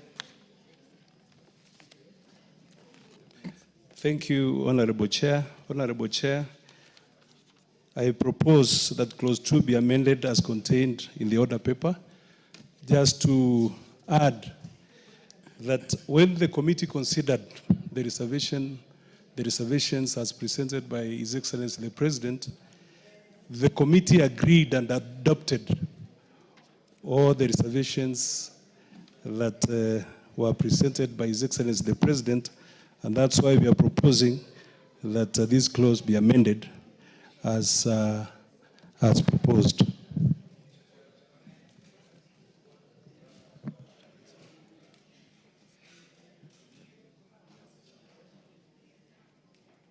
Members, I propose a question that Clause 2 be amended as recommended by the Excellency the President. Go ahead. Chair, even though I'm fully aware that the proposed amendments or reservations by the President would carry the day just by simple majority, I think it is important that we put our voices to the implication of these, to the rights to property under Sections 40 of the Constitution, and the potential abuse that this can have to people who have already enjoyed proprietary rights over property, especially people with freehold. I think it is important that we consider the implication that this would also have on the economy itself, the banking industry where titles are held as security and collateral, and therefore, this amendment, the fact that we cannot raise 2/3, I think this House must be very cognizant of the implication that this would have to proprietary rights and to the economy and the industries. I would oppose it. Thank you. Member for Loima, you want to speak to this? All members, I therefore put the question that Clause 2 be amended as recommended by the President. Will last minute opinion say aye? Will last minute opinion say nay? The ayes have it. All members, it therefore goes without saying that the President's reservations and recommendations to Clause 2 are carried. President's reservation to Clause 3. Members, I propose a question that the President's recommendation to Clause 3 be now considered. Chairman, Lands Committee. Thank you, Honorable Chair. I propose that Clause 3... You beg to move that? I move that the Clause 3 be amended as contained in the order paper. Chair, what we have is just about clarity and aligning the clause to the Constitution.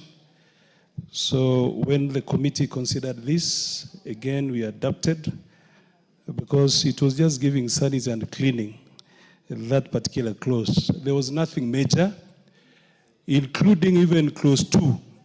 Clause 2 was talking about the limit, the 5-year limit, so it didn't have a lot of implications, and we were even proposing that once we are done with these amendments, we can still revisit and see whether we are able to give that extension. There is provision within the clause that if NLC so feels that they need an extension of the same, then we should be able to do that. I move. Thank you. Members, I now propose a question that Clause 3, be amended as recommended by the Executive of the President. There's no contribution on this. All members, I therefore put the question that Clause 3 be amended as recommended by His Excellency the President. Will as many other opinion say aye? Will as many other opinion say nay? The ayes have it, with the result that the President's recommendation for the amendment of Clause 3 of this bill is carried.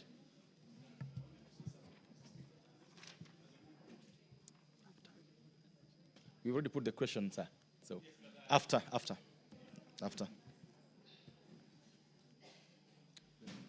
Not now. You're gonna get a chance in the coming. So the mover, Honorable Yamoko, you have to move for reporting the whole House. I'm sure you have the notes. Honorable Chairperson, I beg to move that the committee do report to the House its consideration. Obaya, are you not the mover of this bill? No, it's because you called me. Because Honorable Nyamoko is just the chair of Lands Committee. Yes. Now this bill was moved by you, not so? Yes. So this is your opportunity to move for reporting. That's okay. Thank you, Honorable Speaker. Honorable Speaker, Chairman, Honorable Chair, I want to, say, let me move fast, then I say. Let me move fast. Let me move, yeah? Honorable Chairperson, I beg to move that the committee do report to the House its consideration of the President's reservations to the National Assembly Land Commission Amendment Bill, National Assembly Bill number 43 of 2023, and its approval thereof without amendment. Honorable Speaker, Honorable Chair, while we know the limitations we have as Parliament when dealing with presidential reservation, we respect that because it is constitutional, Honorable Speaker. But the amendments that have come in, Honorable Speaker, just like Honorable Olwoch was talking about, have certain implications both in law and constitutionality that, Honorable Speaker, we as a country we may run into some trouble, Honorable Speaker, as we move forward. While some of the amendments provide clarity and they're very good. For example, the amendment, Honorable Speaker, on the issue of publishing in the Gazette notice, which I agree, or the amendment on a person may register determination, because the National Lands Commission has had that problem, that a determination is done and then no action is taken because the NLC will say, no, we need a court order on the same.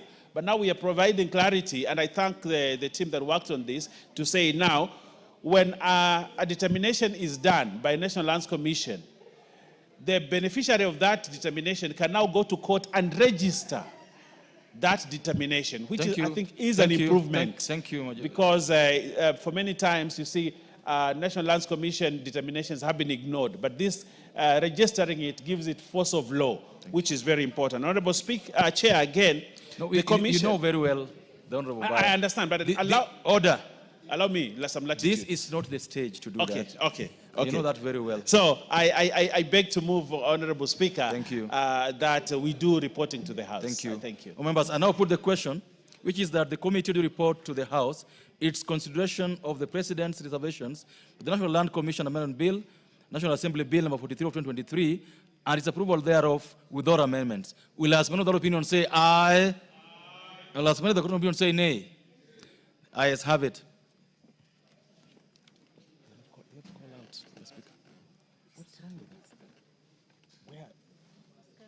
But you should call him. Can you call the Speaker out?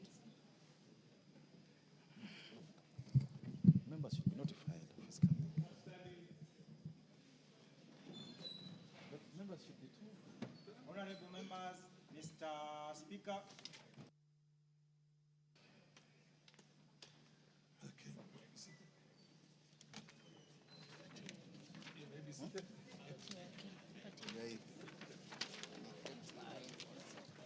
Just give him any other.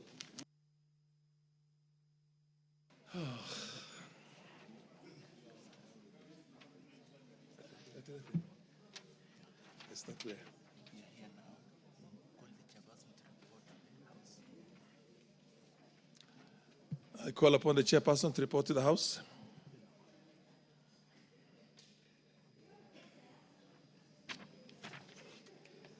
Honorable Speaker, I beg to report that the Committee of the Whole House has considered the President's interventions, the National Land Commission Amendment Bill, National Assembly Bill number 43 of 2023, and approved the same without amendments. Move of the bill to move agreement to the report. Honorable Speaker, I beg to move that the House do agree with the committee in the said report. I will also ask the chairperson of Lands to second. But if you allow me, Honorable Speaker, at this juncture, is that okay? At this juncture, Honorable Speaker, to say a few things about the bill. This is a very good bill. The National Lands Commission has been incapacitated because of lack of proper statute for it to operate. As we move these amendments, which have been long overdue, Honorable Speaker, the people, especially the people of the coast region... Order, Honorable Deputy Majority Leader. I have to propose before, just... I have to propose first before you can. Okay. You can make that kind of. The other one is just a ritual. You basically follow verbatim everything. That's so how the mover can, yes. can second. Yes, The second, chairman. You just say that Chairman you to don't second. agree and then seconded. Yes. Thank you, Honorable Speaker. I second. Honorable members. Honorable members, I propose a question, which is that the House does not agree with the committee in the said report. Yes, Honorable Speaker. Yes, you are allowed now. Yes. So, Honorable Speaker, like I was saying, this is a very important piece of legislation, Honorable Speaker, that will give power to the National Lands Commission now to start reviewing grants which had been halted because of the expiry of the period of 5 years. Secondly, Honorable Speaker, we are also giving the National Lands Commission the power to handle historical land injustices, Honorable Speaker, which had been stalled by the fact that the law had expired because there was a limitation that had been put in the statute, Honorable Speaker. And therefore, Mr. Speaker, I want to urge the National Lands Commission, as we give them this power to do their work, there has been cold feet around giving National Lands Commission power because sometimes they override the power and put in some injustices, Honorable Speaker, as they handle injustices, Honorable Speaker. So I want to ask them to start work.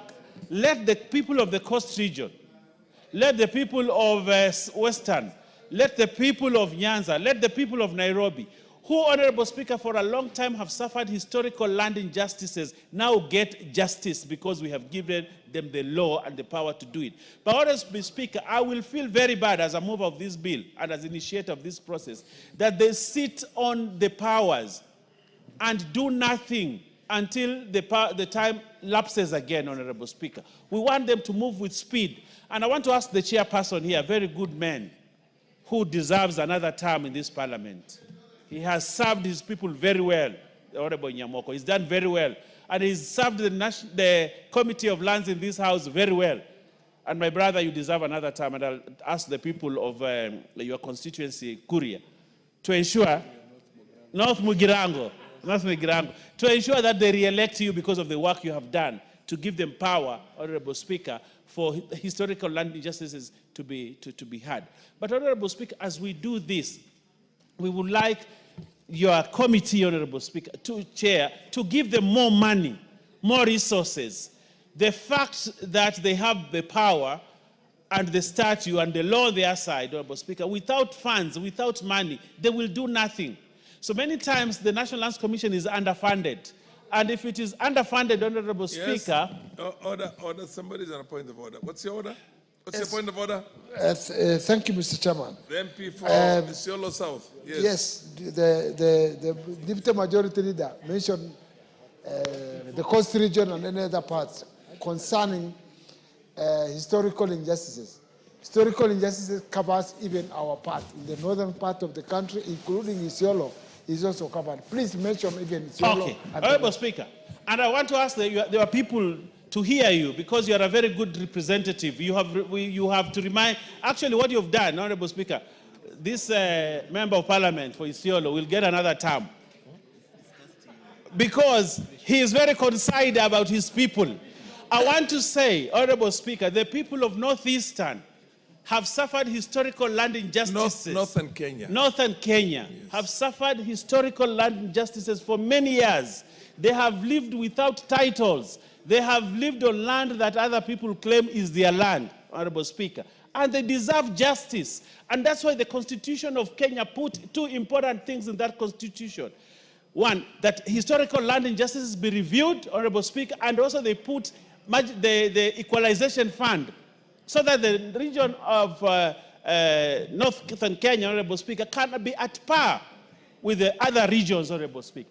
And if, Honorable Speaker, we do not handle the issue of land injustices, there is no way even Equalization Fund can bring equality. Land ownership and land tenure system, Honorable Speaker, is what we require first for us to advance our societies, our communities.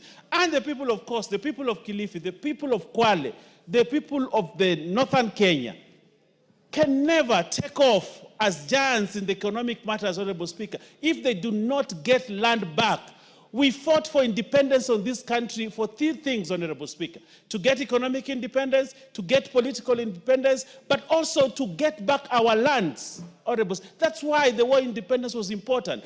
But some regions, Honorable Speaker, got 2 things, got 1 thing only: political independence. But they have been denied economic independence and they've been denied their land.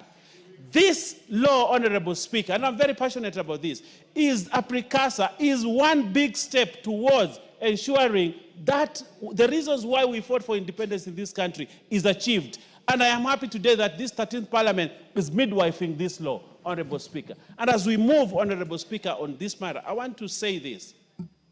Although the presidential reservation, we support it because of the thresholds, constitutional. But there is one thing, while I will agree with it, but principally, Honorable Speaker, the Supreme Court ruled you cannot limit a right by virtue of time.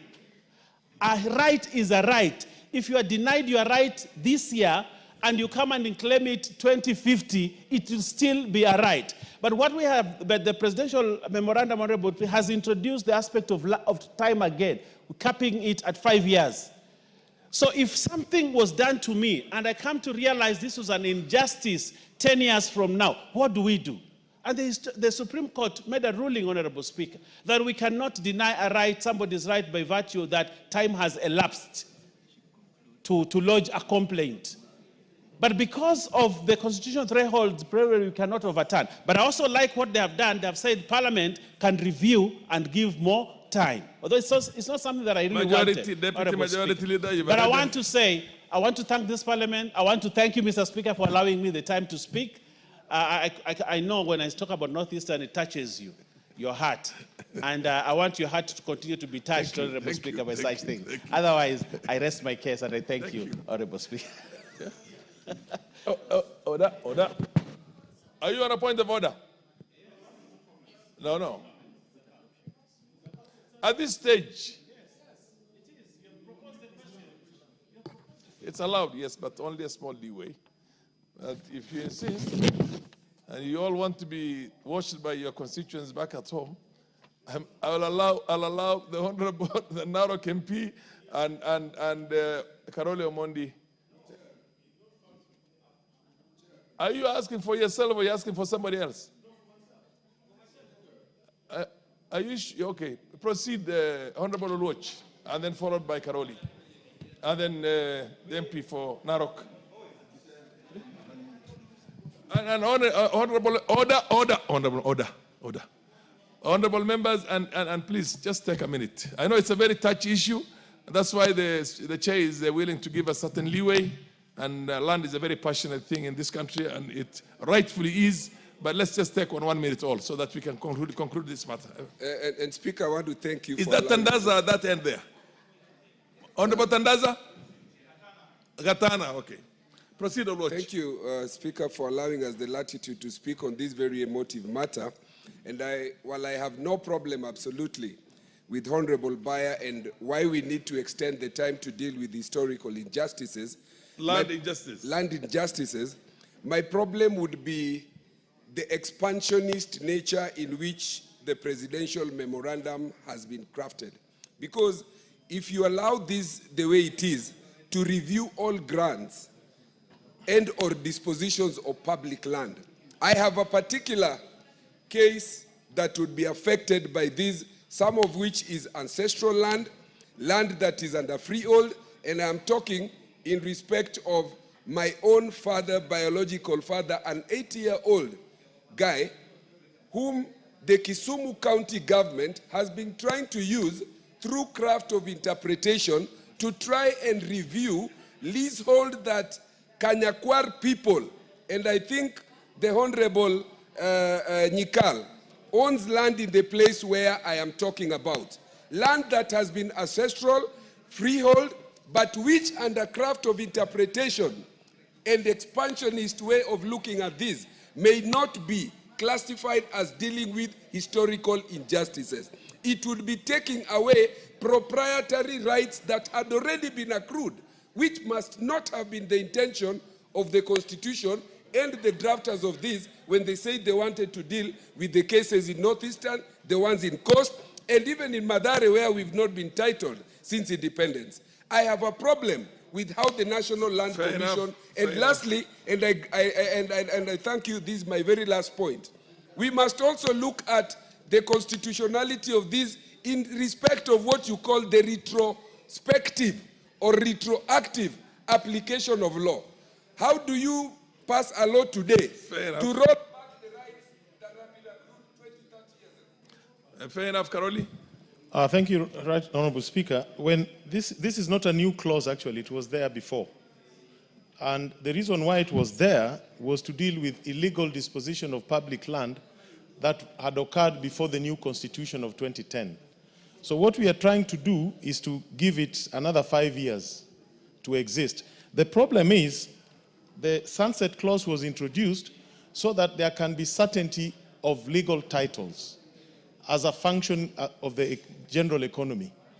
And by keeping to extend the sunset clause, we are creating uncertainty. So we need to be very sure, what is it? There must be something that somebody forgot to take to the attention of the Commission for review.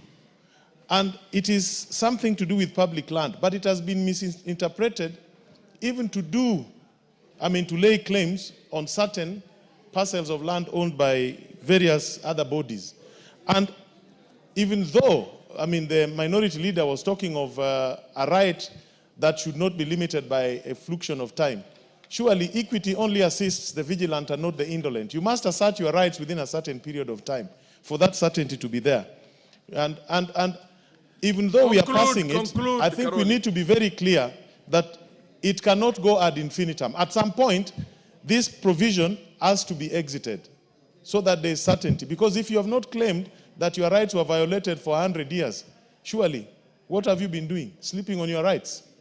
That's what I wanted to correct. Fair enough, Yeah. Honorable. Maybe this window of correcting was not there before. It's only there now. Anyway, the Honorable MP for Narok, you only enjoy a right when you get the window.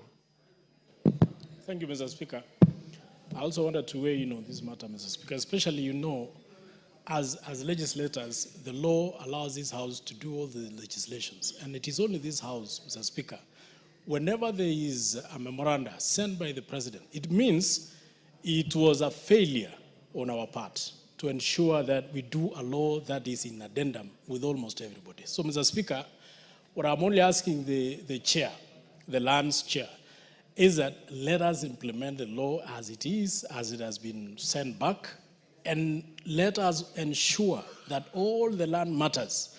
It is unfortunate that at this age and era, Mr. Speaker, we still have squatters in this country. We still have people who are living on their land without titles. We still have people whose cases have been pending in courts and has never been reviewed, Mr. Speaker. So I think it is an opportunity for the chair and this House, Mr. Speaker, to ensure that all the landless people in this country are settled.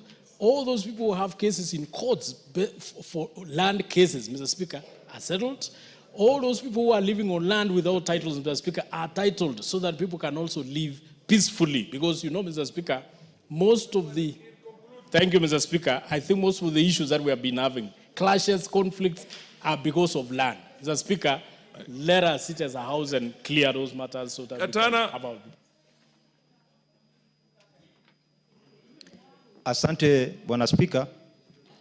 Hiki kipengele ambacho tunakifanyia marekebisho kilikuwepo, lakini tunataka kukipatia nguvu zaidi.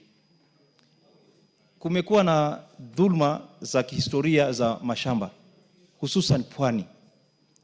Watu wengi mashamba yao yamekuwa yakichukuliwa bila wao kujua. Sasa hii tume ya kitaifa ya mashamba imepatiwa tena nguvu ya miaka 5 kuchunguza vile dhulma za mashamba zimefanyika miaka mingi. Wachukue muda huu sasa, kwa sababu ule muda waliopatiwa ulikuwa umeisha. Wachukue muda huu kuhakikisha kwamba Wakenya ambao wamedhulumiwa hasa mashamba yao wanaweza kupata haki katika huu muda wa miaka 5 ambao tumepatia. Wasisubiri mpaka miaka 5 ishe alafu ndo waje tena bunge waulize miaka 5 mingine ya kuwa wanataka kufanya kazi hiyo moja. Asante Bwana Speaker. Mheshimiwa Professor Nyikal. And then the very last one, the MP for Isiolo South. Thank you, Mr. Speaker. Mr. Speaker, this is not in reference to what Honorable Watch said, which is also a fact. But, Mr. Speaker, I think this is a double-edged sword in the hands of the National Lands Commission. Whereas it is quite acceptable, and I agree that where there were historical injustices, there should be opportunity to review. But it also presents opportunity for abuse, where land that actually had been owned, the proprietary rights who have been there for years, now can be claimed back. And my concern, and I want to say this for the records, my concern are public institutions, particularly schools, police stations, and so on, where community members long time ago actually gave land for schools to be built, for police stations to be built, and other institutions and colleges. And now, we have had cases where actually grandparents or grandchildren or grandchildren are now coming up to say that we were not consulted this land, this was the only land, and therefore, as a family, now we are landless, and this was given to the public. And now it's being used as such. Now, these are cases that can actually be very deleterious and cause a lot of problems to public institutions. So I think the Land Commission is behoved to now look at this very, very carefully and protect the rights of institutions and individuals that may be affected. MP for Isiolo South. Thank you, Mr. Chairman. Mr. Chairman, I interjected, I tried to get through point of order when the majority leader was talking. And he was touching about other districts, counties, which have problems, have had problems of historical land injustices. The reason why I jumped up is simply because we, the northern Kenya, will be faced by the same problems. And it has started with Isiolo.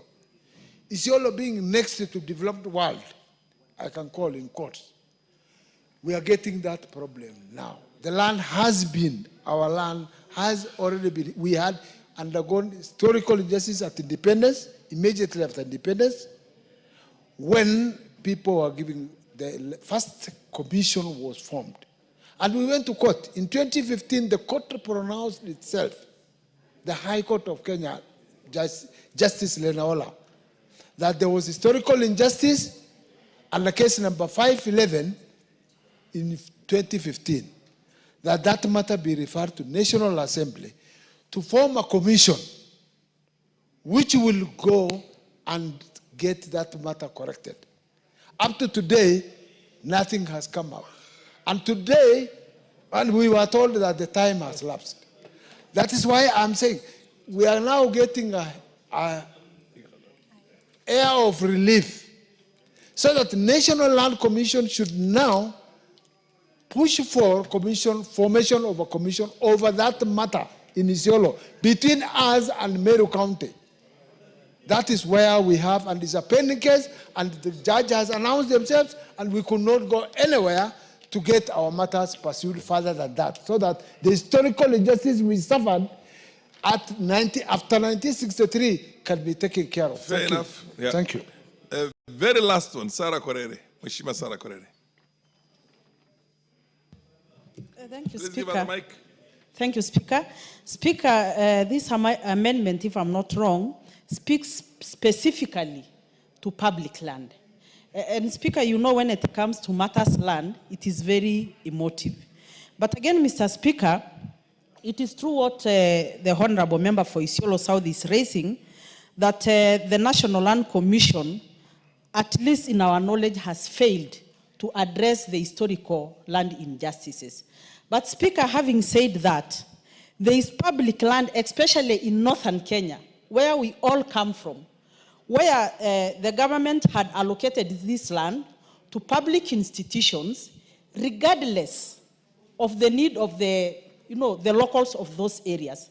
And most of the times, Mr. Speaker, like the Leparua land, you find that the Kenya Defense Forces has been given so much land, and the local communities are killing each other because of the scarce resources. You know, if you look at the KDF today, there is so much grounds they can go to train. The Suguta Valley. Why should that be a no-go zone area for the KDF? They have everything it takes to flush out those bandits there and go and train in Suguta Valley. They can go train in Mgogodo Forest.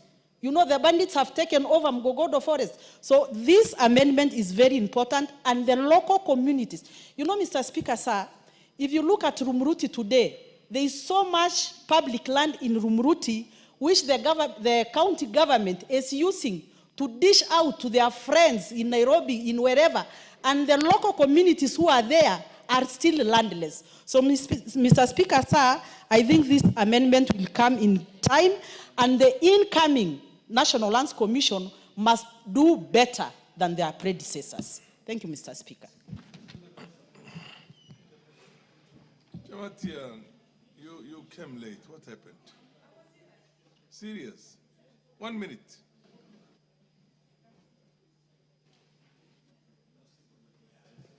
Thank you so much, Mr. Speaker. I also want to add my comments on this, that if you look at largely pastoralist land, it is always equated to public land, and it's many times underutilized. But if you look at the recommendation of the Commission, most people who live in those lands suffer a lot. In question, we have people who have lived in this land, mainly foreigners. Like in Baringo, for instance, at Laikipia, we have one tract of land owned by one Cookie Coleman. Sometimes it's historic, but the effect that always is brought to the community is so much. I think the Commission should do better in considering the realities of the day at the expense of the, rewarding and giving people land, or adjusting their recommendations and laws that might many times affect the people who are in those lands, and calling it a public land. It's not public. It is always people's lands. Call public because probably it's not owned privately. Thank you, Mr. Speaker. Okay. Honorable members, I now put the question, which is that the House do agree with the committee in the said report. Will as many as the opinion say aye? Aye. As many as the contrary opinion say nay?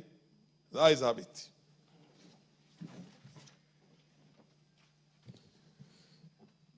Next order. Who is on a point of order?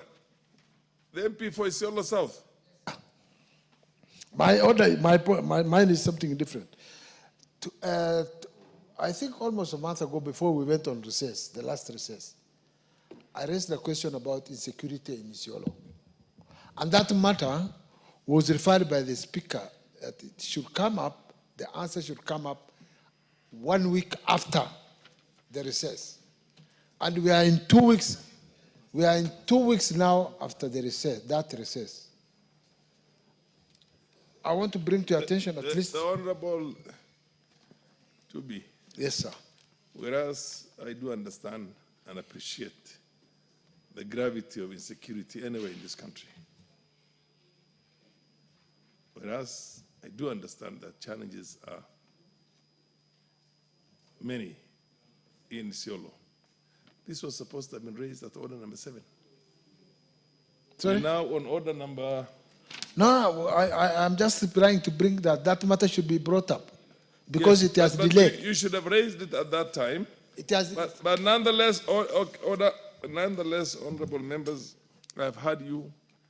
Is the chair of the committee in the House now? He is not in the House.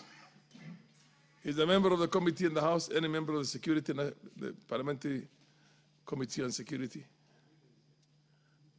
Is any of the leadership of the House here? The Honorable Deputy Majority Leader. Yes, when do we have that statement? Let me Could promise you say you. as early as tomorrow? Tomorrow, I may not vouch for tomorrow, but before we go on recess, you'll have your report. Order. Honorable Baya Owen, people who are dying cannot sit back and wait for recess. Recess is when?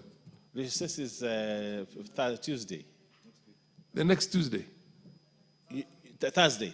This Thursday. So we only have tomorrow and Thursday.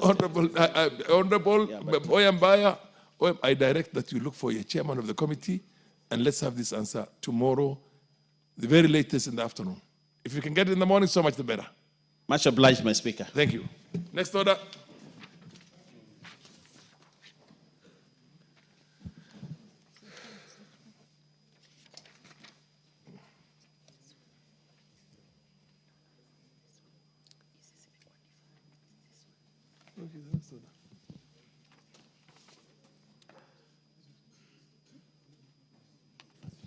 Well, Order number 12, motion.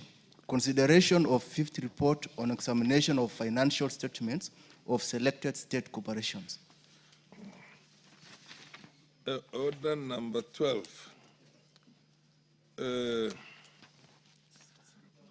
Order number 12, Chairperson, Public Investment Committee on Social Services, Administration and Agriculture. I do understand that he has communicated to the clerk's table that this matter be deferred to an appropriate date in the future when he'll be in a position to prosecute it. Next order. Order number 13, the Computer Misuse and Cybercrimes Amendment Bill, National Assembly number 41 of 2024. Second reading. The Honorable Aden Mohammed, MP.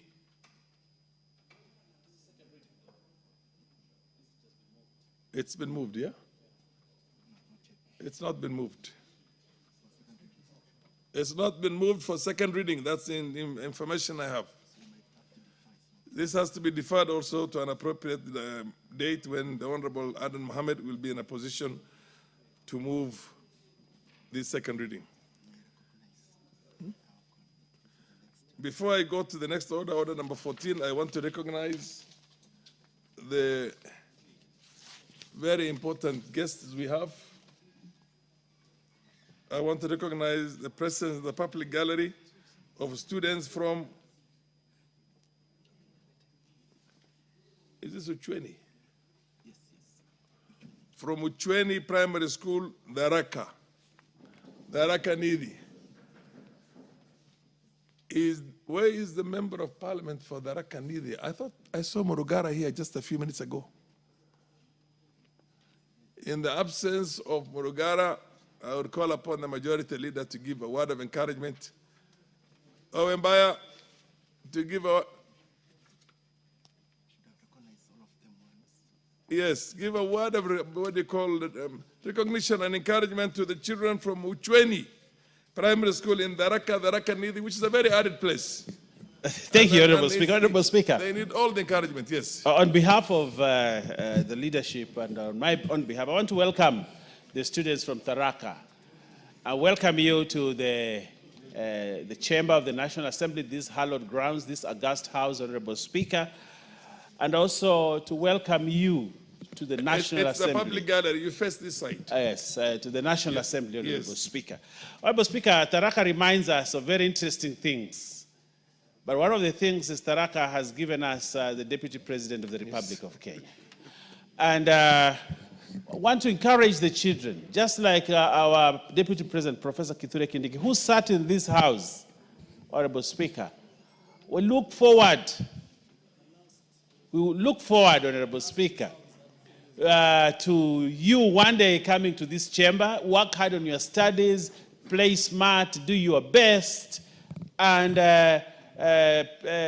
become glowing and very successful people out there in life after high school and after school. Excellent. Speaker. But I also want to remind that the beauty of Tharaka is that they always give us the last results, and those results form government. And therefore, you're very, very special people, the people of Tharaka. You're most welcome. Okay, I also want to recognize the presence of students from Gashiongo Primary Junior School in Daraka, another Daraka. Today is a Daraka Day.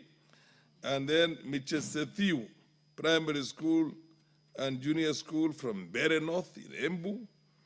And Chengalo Chereber school from cases in Uasin Gishu. Now, I am looking for a lady to give those words of encouragement. And under circumstances, I think you proceed, Honorable. Chamatian. Give her the mic. I'll give that school. The other one is in the speaker's gallery, but that will be done by somebody else. And I'll call on the MP for Imirua Dikir.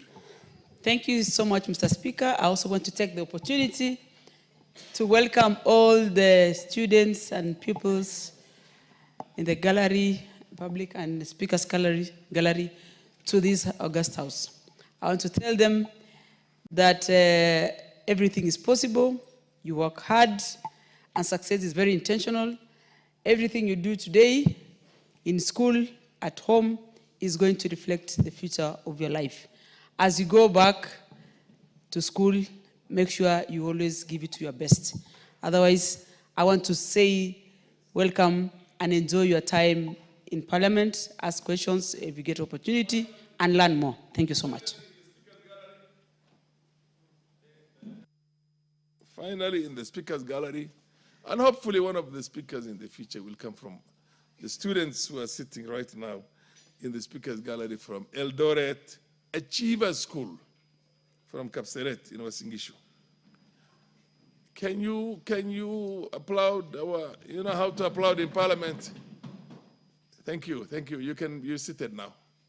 And now I call upon the MP for Imirua Dikir to proceed and give a serious word of encouragement.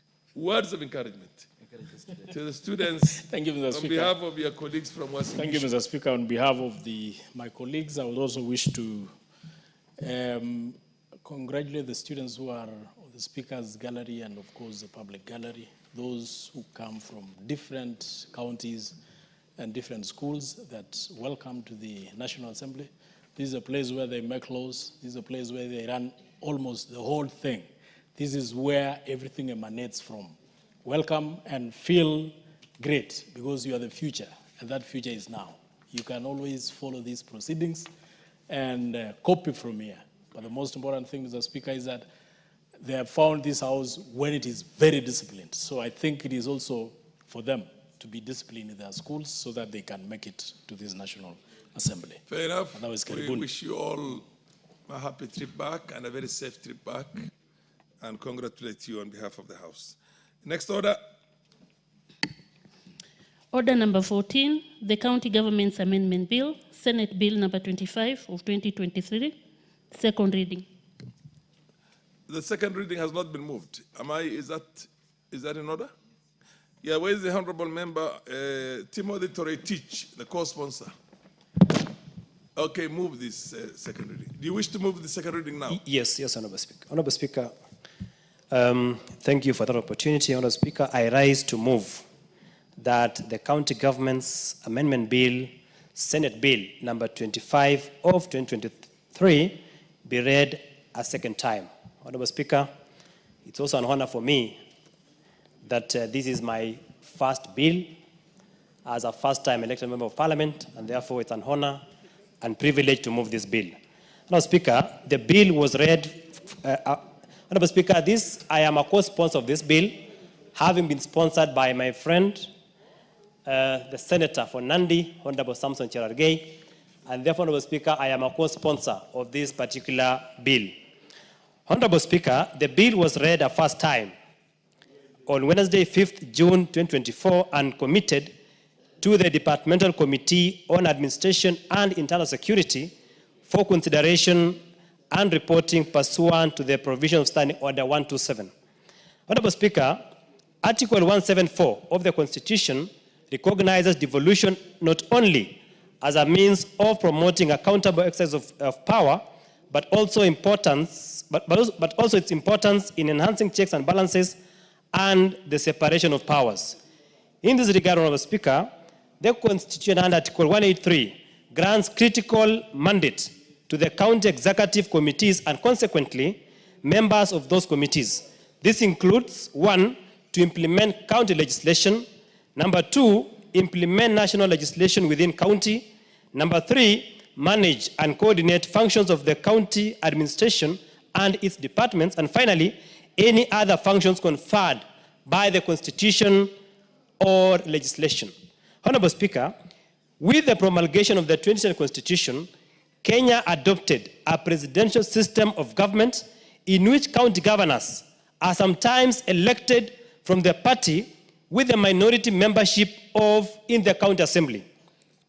The members of the county executive committee are appointed by the governor.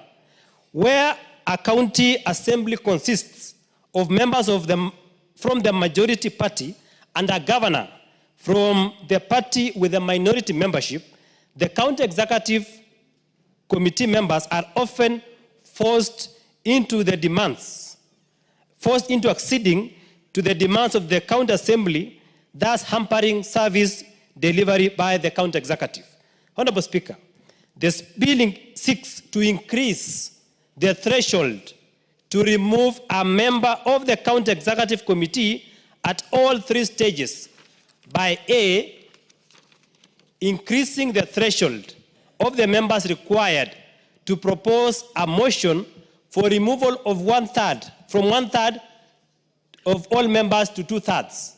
Number 2, increasing the threshold of members required to support a motion for removal from 1/3 of the members of the assembly to 2/3, and therefore set in motion the appointment of a select committee to investigate the matter. And third, Honorable Speaker, increasing the threshold of members required to support a finding of substantiated allegations by the select committee from a simple majority of the members of the county assembly to at least 2/3 of the members.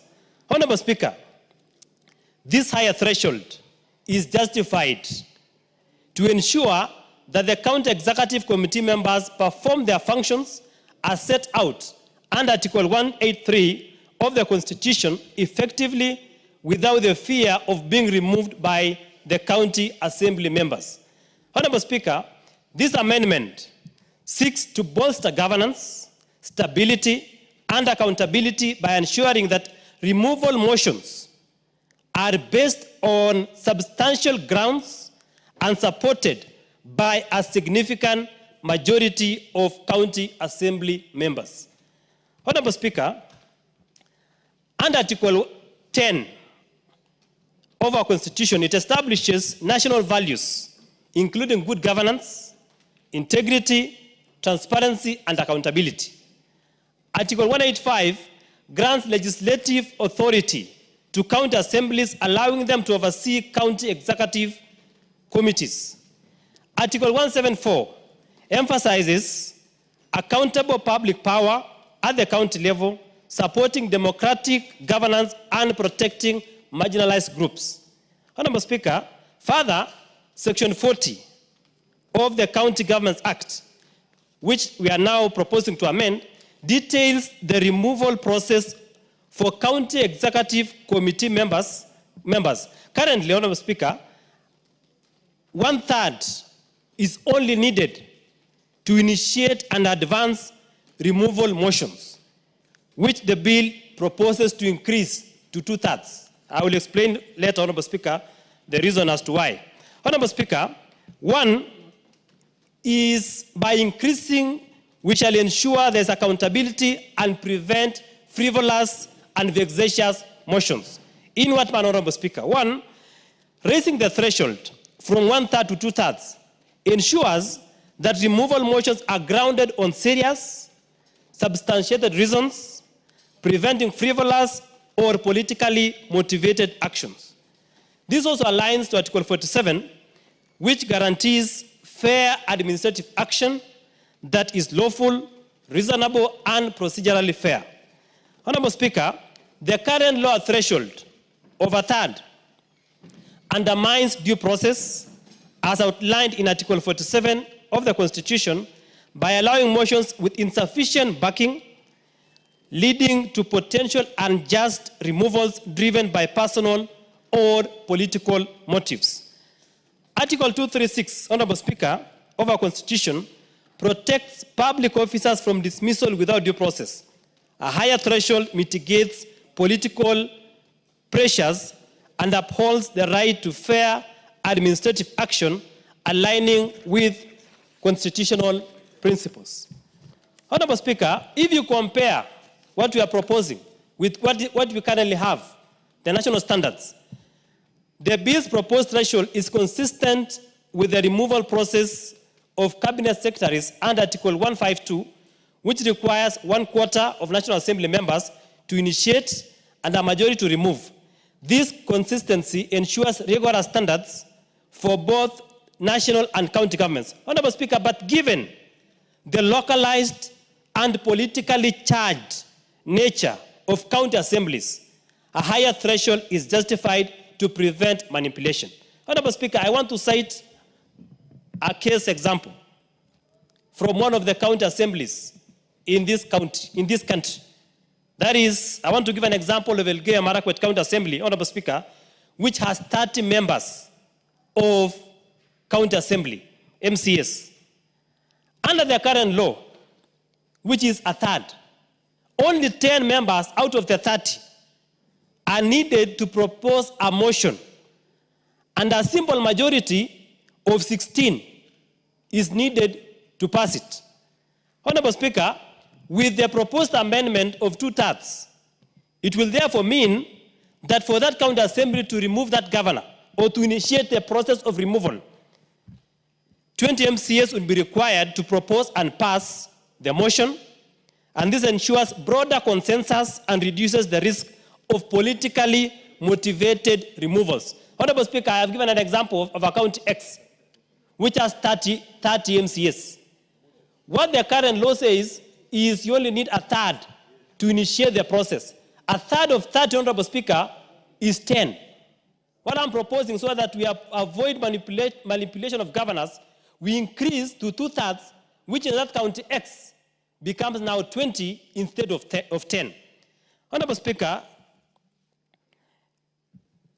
someone has given an argument that, but the national law, our constitution in terms of removal of a CS is 1/4. Honorable Speaker, the argument is the National Assembly has 349 members, and therefore will require a larger support base for similar motions, mitigating local political pressures. County assemblies with fewer members are more susceptible to political maneuvering, necessitating a higher threshold for fairness and stability. Honorable Speaker, currently to remove a CS, to initiate, the number is 1/4. So 1/4 is 88. That one has a higher political base and even political affiliation in terms of party compared to fewer numbers in our county assemblies. Honorable Speaker, what is the justification on localized politics? Justification based on localized politics to prevent local political manipulation. County assemblies operate in localized political environments where personal rivalries can influence decision making. A higher threshold, therefore, reduces the risk of removals based on local politics rather than genuine governance issues.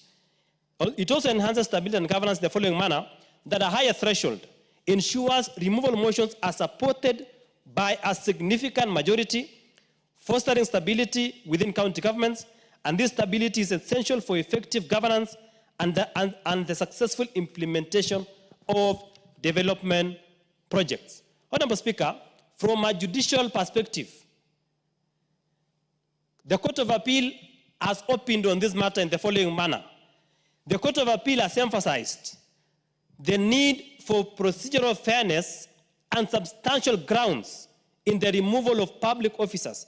In the case of the county government of Nyeri versus Cecilia Wangeshi Ndung'u, 2015 EKLR, the court underscored the importance of protecting public officers, those are the CECs in this context, from arbitrary removal, thereby supporting the national rationale of a higher standard.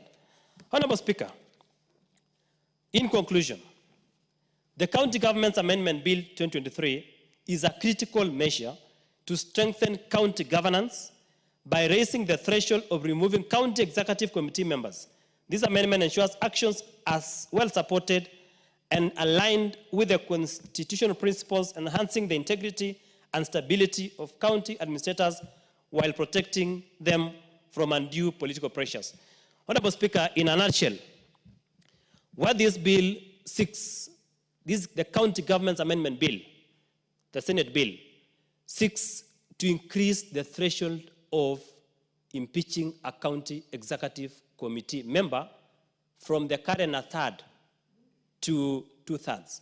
Honorable Speaker, this stems from the fact that there is a lot of manipulation of county governments or the county executive by the county assembly members because of the low threshold required to initiate the removal of a CEC or a county executive committee member.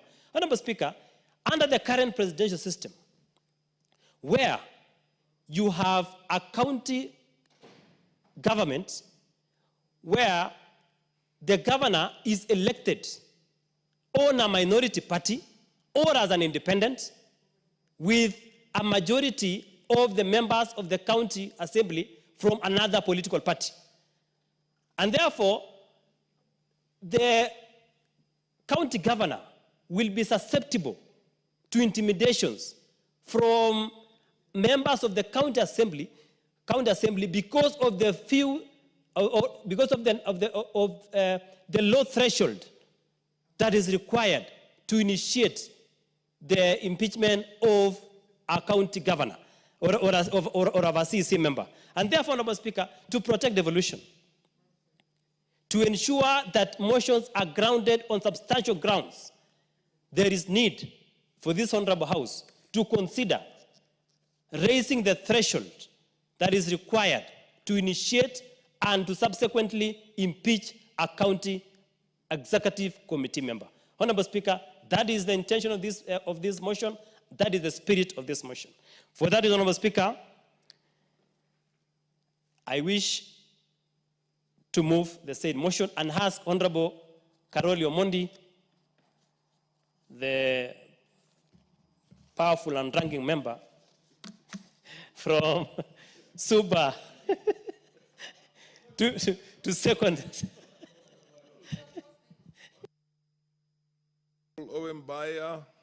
Well, I have high regards to Honorable Karoli Omondi. High regards.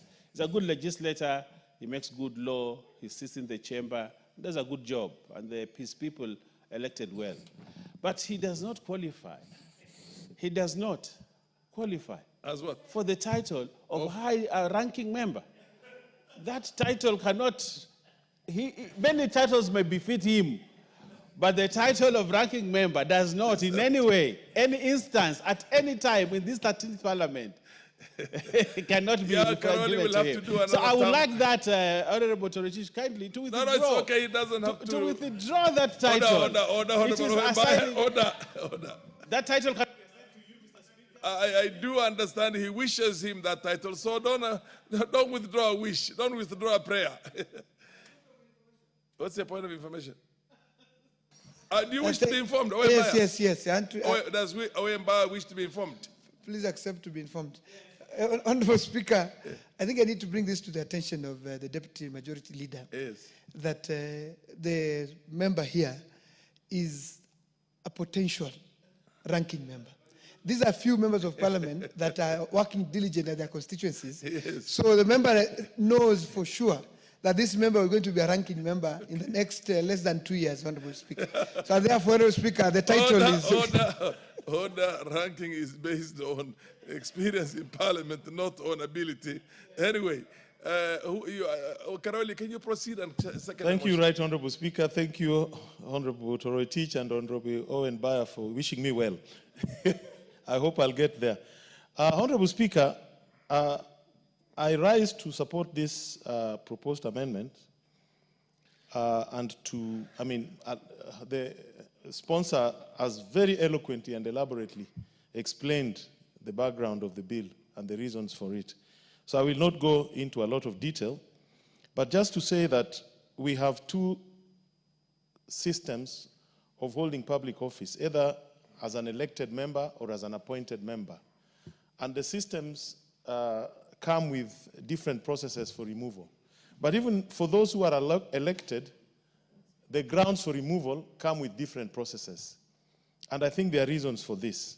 One of which is that the will of the people must be respected at all times. Because if you want to impeach a president or a governor, you are basically overturning the will of the people. And that would, by itself, require a very high threshold, because they've been elected directly by the people. But if it is somebody who has been appointed like a CS, you will find that the threshold is lower, because the will of the people. The Honorable Kipchumba, I hope you are listening to your seconder. Yes. You should be taking notes if I were you. He is mentioning very serious issues on your own motion or your own on your own amendment. So please listen. Proceed. Thank you, Honorable Speaker. Secondly, under our Constitution, we can be elected as members of a political party or as an independent candidates. Yet, if you get into office as a governor, as an independent candidate, or if your party happens to be the minority party within your county assembly, you are most likely exposed to extortion, manipulation, from what we have seen. And it is important that we give some protection to governors who, by the will of the people, are elected to office, either as independents or as members of minority parties. So to avoid issues of abuse of power by those in charge. Under our Constitution, you will realize that the president can be impeached through two processes. One for incapacity, which has its own set of rules. Under incapacity, the motion to remove the president for incapacity just need to be supported by 1/4 of all the members of the National Assembly. And that motion will be supported by a simple majority and it will pass. Yet, when it is impeachment, the motion should be supported by 1/3 of the members at initiation, and for its approval, 2/3 of the members, both at Senate and the National Assembly, have to approve it. So it is a higher threshold. Yet, this protection is not extended to the governors. And I think we should also give the governors the protection that at the moment of impeachment, at least 2/3 of the members should approve their impeachment, just like it happens with the president. Because both the governor and the president enjoy universal suffrage. They've been elected directly by the people to their offices. So that I fully support. If you look at our Constitution, removing a CS to initiate a motion against a CS because they are appointed and not elected is just 1/4 of the members, and it is by simple majority. Yet we are also applying the same standard to elected governors, which I think would be a very low threshold to allow simple majority of the MCAs to impeach a governor. We should give the same protection to governors as we give the president, so that those who happen to have been elected either as independents or as members of a minority party enjoy the same protection under the Constitution. I support, Right Honorable Speaker. Thank you. You support with amendments? Yes. You seconded with amendments? I second. With amendments. Absolutely. Now propose the question.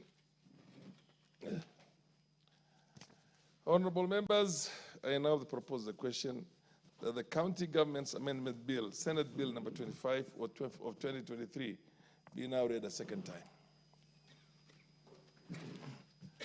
Yes, Honorable Bayer Owen. Honorable Speaker, thank you for giving me this opportunity to support my friend Terry Teach. I think this is one of those fasts where I actually stand to support Terry Teach. You know, he's a very nice member of parliament, sometimes very controversial. But on this one, I support him. This one, I support him. Honorable Speaker, for devolution to be properly anchored in this country, we must bring stability in the offices. What we have, Honorable Speaker, is that certain counties have been very unstable, destabilized, Honorable Speaker, because of certain things, certain political undertones that want to ruin the devolution that we set up in the Constitution. Honorable Speaker, I have a case in mind. When Professor Kivutha Kibwana was governor of Makueni, we had the first attempt at dissolution of a county assembly. because of infighting within the county assembly, which were actually baseless, apart from just interests of particular people. But because the threshold to move a motion as such was low, the people of Makueni almost lost the good professor as governor. But when he was given an opportunity to serve his full term, we saw what Professor Kivutha Kibwana did in Makueni. But imagine, Honorable Speaker, if Professor Kibwana had not taken the bold step to request for the dissolution of the county assembly, we would have lost him to just mandarins of impunity who are running around to want Professor to bend to their side. But Professor stood by his principle. Honorable Speaker, right now we have a case in Kericho where the members of county assembly are hell-bent to remove the governor, whether he has issues or not. But because of the provisions of statute, that the threshold is low, it is actually possible for them to remove the governor of Kericho. Honorable Speaker, we have seen CECs being removed in this country, in the counties, the county executive committee, not because of mistakes, not because they're incompetent, not because they have broken law, but just because they've not been able to speak well to members of the county assembly, Honorable Speaker. We have seen, Honorable Speaker, that deputy governors, we saw the case of Siaya, where a very able and good man, the deputy governor was there, was being threatened just because he differs on personal issues with the governor there, almost being removed. Why? Because the threshold is lower. Honorable Speaker, I support that the threshold be increased when moving the motion, Honorable Speaker, and seeking leave from the House to initiate the motion for an impeachment. Honorable, that threshold should be higher. It should be 2/3 and not 1/3, Honorable Speaker. And I support that, Honorable Speaker, so that we do not have a situation where a county executive committee member sits on his chair to please members of the county assembly, because if he doesn't please them, even including breaking the law, he will be removed, Honorable Speaker. We want stability. We want devolution to work. We want county executives to work without fear that they will be removed, not by virtue of mistakes, incompetence, or breaking the law or abuse of office, Honorable Speaker, but just because they do not agree with members of the county assembly. Just because members of county assembly asked for a favor and that favor was denied, and therefore that member is threatened with impeachment because of no other reason, just because they have differed, Honorable Speaker. I support to move the threshold, Honorable Speaker, from 1/3 to 2/3 for members of the county assembly, the members of the county executive. Honorable Speaker, the issues of governance. If you have a county assembly, Honorable Speaker, with 20 members of assembly, for example, I think Lamu has that number, okay? So only 5 or 7 members say we don't want this governor. And yet there are over 100,000 people who voted for that governor. But just 10 people or 7 people conspire, 6 conspire to say we don't want this governor. And because of the threshold is low, actually the motion sails through at the assembly that now let a select committee be formed to investigate the governor. An investigation is done. Probably there will be only 4 members in that committee, only 4, who will determine the fate. And then, Honorable Speaker, it comes to the assembly and we lose a governor who was elected. We saw the case of Kiambu, Honorable Speaker. During Waititu's, Kiambu has over 1-point-something million people. But just a few members of county assembly kicked him out, Honorable Speaker. Honorable Speaker, we must review that threshold, Honorable Speaker. While I agree there has to be accountability, but there also has to be accountability in exercise of power. We can't just give you power. As members of the executive, they must be accountable. And they must exercise their authority with accountability. They must be accountable. They must observe the Constitution. They must not abuse office, Honorable Speaker. But those people who are bringing in checks and balances on their side, there must also be accountability in terms of members of county assembly, members of the National Assembly, and other body that has mandate to impeach There must be accountability. You just can't wake up one day and say, I don't like this guy, just because of that, I want him removed from office, Honorable Speaker. And that is why we make a strong case, Honorable Speaker, to increase the threshold. And I support, Honorable Speaker, if we increase the threshold to remove a member of the county executive, Honorable Speaker, at all 3 stages, we must agree to increase all 3 stages: initiation, select committee, Honorable Speaker, and again at the voting, Honorable Speaker, to remove a county executive. But more important, Honorable Speaker, look at a governor who has campaigned, spent resources, spent people's time to have meetings. That is a resource, Honorable Speaker. And he comes to power. But just one person, 2, 3, 4, 5 people in the county decide, we don't want this governor. We saw the case, is it a Siolo or where in Northern Kenya, Honorable Speaker, the other day, where we saw, just circus.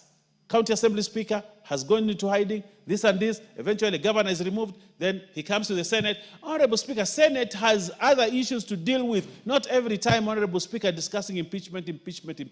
We must allow Senate to do their job, Honorable Speaker. So, Honorable Speaker, I want to support this motion. And it is high time to bring stability. And I want to tell members of this august house, they will also become governors one day. Probably Honorable Mwashako, God bless him, he's a good man. Probably the people of Taita Taveta will want him to be their governor. Okay. Then he becomes governor of Taita Taveta. And then the following day, out of only 10 people, only 10, they decide we do not want him, and they throw him out. Honorable Speaker, look at that. Look at that, Honorable Speaker. We can't afford that. What I vouch for, Honorable Speaker, is stability in the county government. If there's stability in the county governments, governors will work without being distracted, CECs will work without being distracted, and we will see better fruits of devolution, Honorable Speaker. For that, I support this motion, and it is time we pass it as fast as possible, Honorable Speaker, so that we have consensus and bring stability, Honorable Speaker. I thank you, Honorable Speaker. Chematian. Once again, thank you, Mr. Speaker, for giving me this opportunity to add my words on this very important bill. And I want to thank my colleague, Honorable Toroitich. Honorable Baya has said that he's a bit controversial. I think he is one of the most liberal minds we have in this floor of this parliament. Mr. Speaker, going through this amendments bill of 2023, I also want to take the opportunity and add my voice by saying that the draft of the Constitution gave us a lot of gap, specifically on county governments. We are doing almost 20 years down, and we have lost most of the gains as much as progress in most of the counties of Kenya today. If you go to my county, for instance, in Baringo, if people are to be given another opportunity, they would probably want to vote out the county government, not only MCS. But because we decided through the Constitution 2010 that we are going to give this country a fragmented county government that mirrors national governments. This means that we have taken all the resources and spread it so thin that we are not able to make things work. And now this has bred a lot of contentious issues. We are not able to fully put proper laws that are able to govern and give integrity that it deserves. Mr. Speaker, someone said, you can do all the laws, but you can never legislate integrity and emotions. These are human beings. But as much as we want the progress, this amendment bill is going to give us opportunity to recorrect most of the injustices that we've done so far in most of the counties assemblies in Kenya. The biggest problem we have is the voters' integrity. By voting a governor, for instance, and voting MCS, most of the people who have issues and who are always removed even from the MCAs, are many times they're listed, nominated. And you will find that women are always victims of this, because they are mainly nominated, and it is easily to remove them because it is office or party officers that give them their, nominates them, and sometimes it's easy to remove. But this bill is going to help us move forward and make counties functional. Mr. Speaker, even as we do this bill, I also want to allay fears that if we don't put proper checks and balances, as much as the threshold is good for us to give up to 20 or two-thirds for any removal or any impeachment to be done in the county assemblies, we also need to put proper laws that also help the people of every county to be able to get the services and the proper leadership and governance that they deserve. For instance, in terms of resource utilization, whether the governor of the said county is able to sit down and work properly with the members of parliament, without members of county assembly, without necessarily, creating a lot of chaos. Because also, we also have all these problems created within the counties because it is a local arrangement. It's a local vote. If you go to Turkana, you will always find everyone in the county is a Turkana, for instance. If you go to Kiambu, probably everyone is a Kikuyu. So that locality is creating almost personal issues because we are related in one way or another, and we end up having almost personal interests transferred to work. And this is where we get most of the problems. Mr. Speaker, the Constitution of Kenya 2010 needed to or wished to have solved reallocation of resources nearing to the people. But as it goes down, we are seeing that we are almost looking at devolving vices like corruption, nepotism, which contributes to this factor. So that it is easy for a member of county assembly or a few members of county assembly to raise issues because they are not interested with, or the governor is not one of their family or clan, something like that. And all these factors, it also should, and I will probably want to ask my colleague, add more other reasons why we have a lot of instability in the county assemblies and county governments. Mr. Speaker, I want to also say this process is going to give us opportunity as a country to grow, and we will want to see this amendment giving us reasons why we should embrace the county government better. And for that reason, Mr. Speaker, I want to say I am fully support my colleague so that we have a better Kenya for all of us tomorrow. Thank you, Mr. Speaker. The MP for Wundanyi. Thank you, Honorable Speaker, for giving this opportunity to add my voice on this important bill, the County Government Amendment Bill, Senate Bill number 23, Senate Bill number 25 of 2023. Honorable Speaker, I want to commend the mover of this Senate bill in the National Assembly for, boldly giving in details of what the bill is all about. Honorable Speaker, this bill is quite straightforward, but I want to say that our devolution in this country is a very important aspect of our democracy, and therefore we must hold it with a lot of, reverence, and we must protect devolution at all costs. Honorable Speaker, it is true that the threshold of impeaching any office holder in this country, the threshold differs from one office to another, Honorable Speaker. We know, of course, the impeachment of a president when it comes to the National Assembly requires a two-thirds majority. We also know that for us to initiate such kind of an impeachment, we require, a third of us to have signed that petition, Honorable Speaker. Honorable Speaker, we also know to impeach a governor in a county assembly, it requires just a simple majority, and the case then is referred to the Senate. And to impeach a CEC, Honorable Speaker, as it is provided in our county government laws, is that it requires only, a third of the members of a county assembly to impeach a CEC, Honorable Speaker.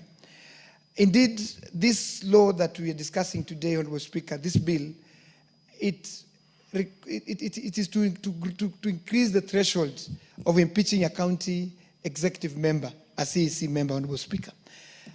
A CEC, Honorable Speaker, is on the same standing with a CS when it comes to the national government, Honorable Speaker. And therefore, that it requires a higher threshold to impeach a CS here in the National Assembly. We would want that to be matched at the county assembly, where you are impeaching if there are reasons enough, there are justifications enough to impeach a CEC, Honorable Speaker. What we know, Honorable Speaker, we live in this country. There are many impeachment motions for governors, for CECs, for deputy governors that have been initiated without due process, without having, having justification, Honorable Speaker. And therefore, Honorable Speaker, we understand also there is a lot of witch hunts that happens in this country, Honorable Speaker. Sometimes we may differ with the governor, and maybe because the governor appears to be, appears to be strong and to have a big political following, you would target to rock the boat by trying to impeach a CEC, Honorable Speaker. And many CECs are under a lot of threats, to say, in this country, Honorable Speaker, where a CEC crosses the line, gets into a coalition cause with a certain MCA, and then is called or is summoned to the county assembly, and sometimes, the responses that that particular MCA requires do not forthcome, then a CEC is threatened to be impeached, Honorable Speaker. And therefore, because the threshold is too low, it becomes almost a reality. If one MCA can marshal a few of their colleagues, a CEC can be sent home just because of witch hunt, just because of unjustifiable reasons, Honorable Speaker. And therefore, I want to support this bill, Honorable Speaker. Okay.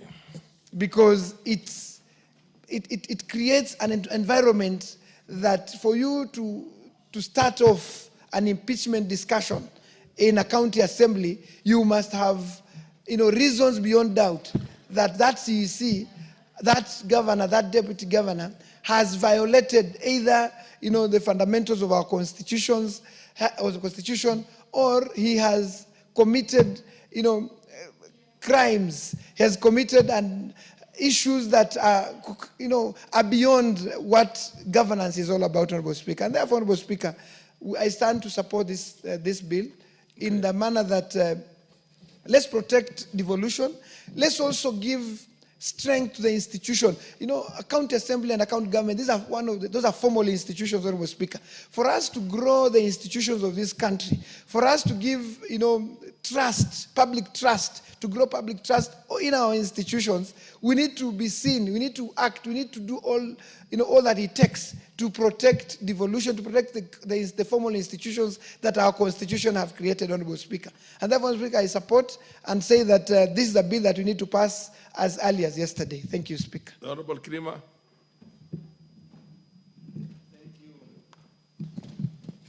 Thank you, Mr. Speaker, sir, for giving me this opportunity to contribute to this important bill. The counter-amendment in bill, Mr. Speaker, sir, mine is to say that this bill is very important because the threshold as it stands now is at a very low level. But as it is, when it comes to the second reading, Mr. Speaker, sir, I'm going to propose an amendment very different, a little bit different from what it is now, because I'm going to propose that it should not be 2/3, but half, when it comes to the initial stages of having an impeachment of the governor or a CC. Instead of being 2/3, because if it is 2/3 at the initial stage, and then when they come to impeachment, it's going to be 2/3, to me, it means that initially, the moment it is started, and you acquire 2/3, then it means you are already impeached. It means that the die is already cast, and there will be no reason of why, even if you go ahead, or even if you try to amend, why you are being impeached. I don't know how you can survive again. But you see, the initiators, when they were talking of that, they were thinking that the moment you are threatened with an impeachment, if there is an issue which you are supposed to settle or to address, you can address and have the impeachment be stopped. So the moment now we put it at 2 months, and then it comes to the final bit of impeachment, and then it is 2 months again, then that is already cast. So I'm going to have that idea when it comes to the second reading that we amend it to be a half instead of 2 months. But Mr. Speaker, sir, further to this amendment, as I contribute, county governments, after devolution, these devolved units have done marvelous. Let's be sincere. They have done so much because the way things used to be before the Constitution of 2010, things were very different when all resources were centralized in the central government. And Mr. Speaker, sir, because I know you also know very well that it depends with your relationship with the central government leadership for one to have development in any place. And by having decentralizing the resources as it is, even though it has its own weaknesses, sincerely things have been done. Because if you go now to rural areas, let's say like in my county, Meru County, you'll find that there is a lot of development, even though it may not be institutional development, but individual development. Those people who have been employed as CCs and other servants of the county, you'll find that there are buildings which are coming up. There is a lot of resources which are being spread in the rural areas. You find that people have big cars, people have developed personally. There is a lot of development compared with how it used to be before. The only problem is that as we developed the developments to the rural areas, Mr. Speaker, sir, we also developed corruption. And this now, what we should check now, rather than just pushing things as an amorphous or in general, we should get away that we can check on corruption, because you'll find that the governor or whoever is in a position in the county government is using either family members or other conduits to spoon public money through tenders, through contracts, and in many other ways, whereby you find, let's say, if you go to maybe Kitengela, Nairobi, some part of Nairobi, or part of Meru, or Nyeri, or any other place, you find big buildings which are rumored on being associated with the governors. But if you compare, and if not the governors, the county secretary or somebody else, and if you compare the kind of salaries they earn, and you follow them, you find that they have no loans in any bank. You find that they have their salaries cannot match the kind of development they are carrying out, which means there must be a way out of how they are getting this money to develop or to carry out the big projects which they are carrying out. Hence, devolved corruption. And we check upon it. We should strengthen the institutions of checking the way the governors are carrying out their mandates, the way the governors are running out our resources, so that at least they can benefit the common man whom it was meant to benefit, but not individuals as it is these days. Because even if you find the governors as they have this devolved conference in Omabedi, you will not hear any of them coming with a topic of how to tame corruption. They will be talking of other things, but when it comes to taming corruption, it's only anti-corruption, which you'll talk about it, and it will finish with Nairobi office. For the anti-corruption is based in the branches it has. There are a few branches here and there, but they are not adequate enough. They are unable to settle, they are unable to tackle this problem. It is so rampant. Speaker, it is so rampant in a way that we must get our way out. And unless we do that, Mr. Speaker, sir, we may not assist the common man in the village as it was meant to be. Thank you, Mr. Speaker, for giving me this opportunity. Thank you, sir. I do not see any more interest in this matter. I think I should call upon the mover to reply. Thank you, Honourable Speaker. Honourable Speaker, in reply, I wish to thank all the honourable members who have supported this motion. I wish to thank Honourable Karoli Mondi, Honorable the Deputy Leader Majority, Honorable Wanbaya, Honorable Chamatia, Honorable Mwashako, Honorable Kirima for supporting this motion. Honorable Speaker, Honorable Wanbaya has alluded the fact that sometimes controversial. Honorable Speaker, I wish to inform Honorable Baya that recently I encountered the Damascus moment, and therefore you should expunge any controversy from yours truly. Honorable Speaker, in thanking the members, I wish to appreciate the sentiments that I've made that have given more weight to this particular proposed legislation. And Honorable Speaker, there is room to further amend and relook at this particular legislation. Honorable Kirima has given a very important proposal that at the initiation stage, the threshold can be a simple majority, and finally at passing the bill, because currently it is a simple majority to pass the motion to impeach a CEC member. So, Honorable Speaker, it said half. Said 50% of the total. 50%, Honorable Speaker, yeah, I agree. 50%. Yeah, and for him, it was, you can't have 2/3 and then 2/3 again.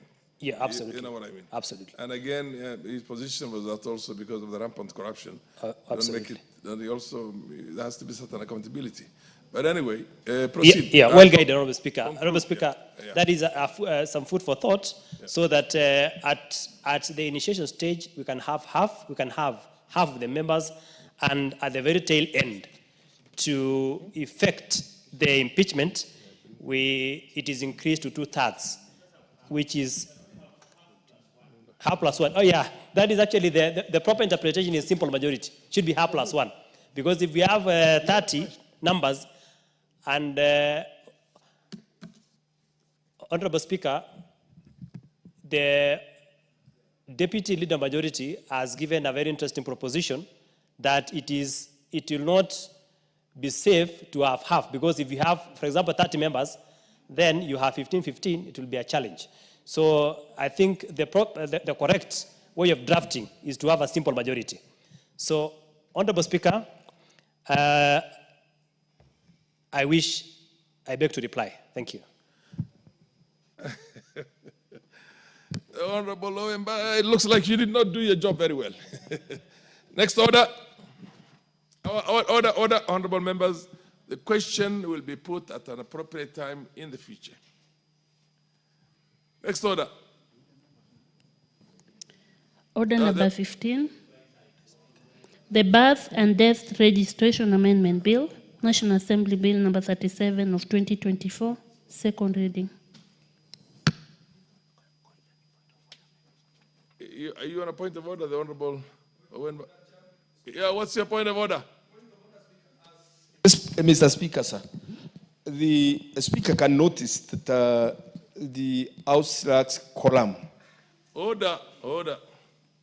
What did he say? Are you on a point of order? Can you approach the table and Thank you, Mr. Speaker.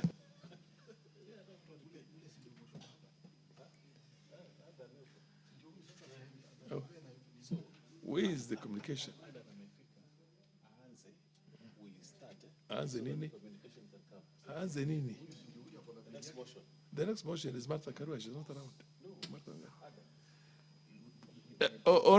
Do I get the feeling that, is there an understanding that the Honorable Aden Dawood is going to move the bill number,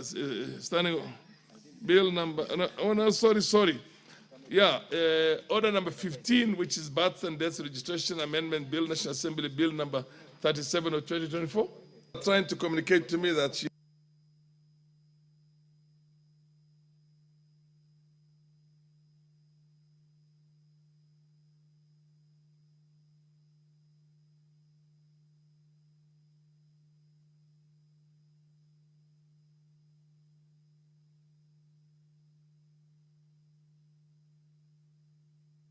Honorable, why were you? You're supposed to move your own. Honorable Adan Mohammed, why were you? You were supposed to move your bill, and you choose to be. I want to presume that you must have been doing a very important parliamentary business. That's why you delayed, and I think under the circumstances, the chair will look at you favorably, and again rearrange that and say instead of going to order number 15, we go back to order number 13. The Honorable Adan Mohammed, can you now move your amendment bill? Order number 13, the Computer Misuse and Cybercrimes Amendment Bill, National Assembly Bill number 41 of 2024, second reading. Proceed, Honorable. Oh, okay. You move your bill. Okay. You have an amendment bill. Thank on you, Mr. Computer Speaker. Misuse and Thank you, Mr. Cybercrimes Speaker. Amendment Bill, National Assembly Bill number 41 of 2024. That's your bill. You must be very versed with your own bill. Yes, And thank you. being a learned counsel, or a learned friend for that matter, Thank you, I want to Mr. presume that you have a lot of things at your fingertips. Proceed. Okay, thank you, Mr. Speaker. I beg to Apologize propose that- first for coming late. Okay, I apologize, Mr. Speaker. I was in. Yes, I in a was- very important. I am made to understand. Yes, it's an Yes, important. I was parliamentary actually. I do Okay, understand. I will not even say anything. Proceed. Let me go ahead with. Proceed. Thank you, Mr. Speaker. I beg to move the Computer Misuse and Cybercrimes Amendment Bill, National Assembly Bill number 41 of 2024, and be read for a second time. For a second reading. For a second reading, yes. Now move your bill. Okay. Thank you, Mr. Speaker.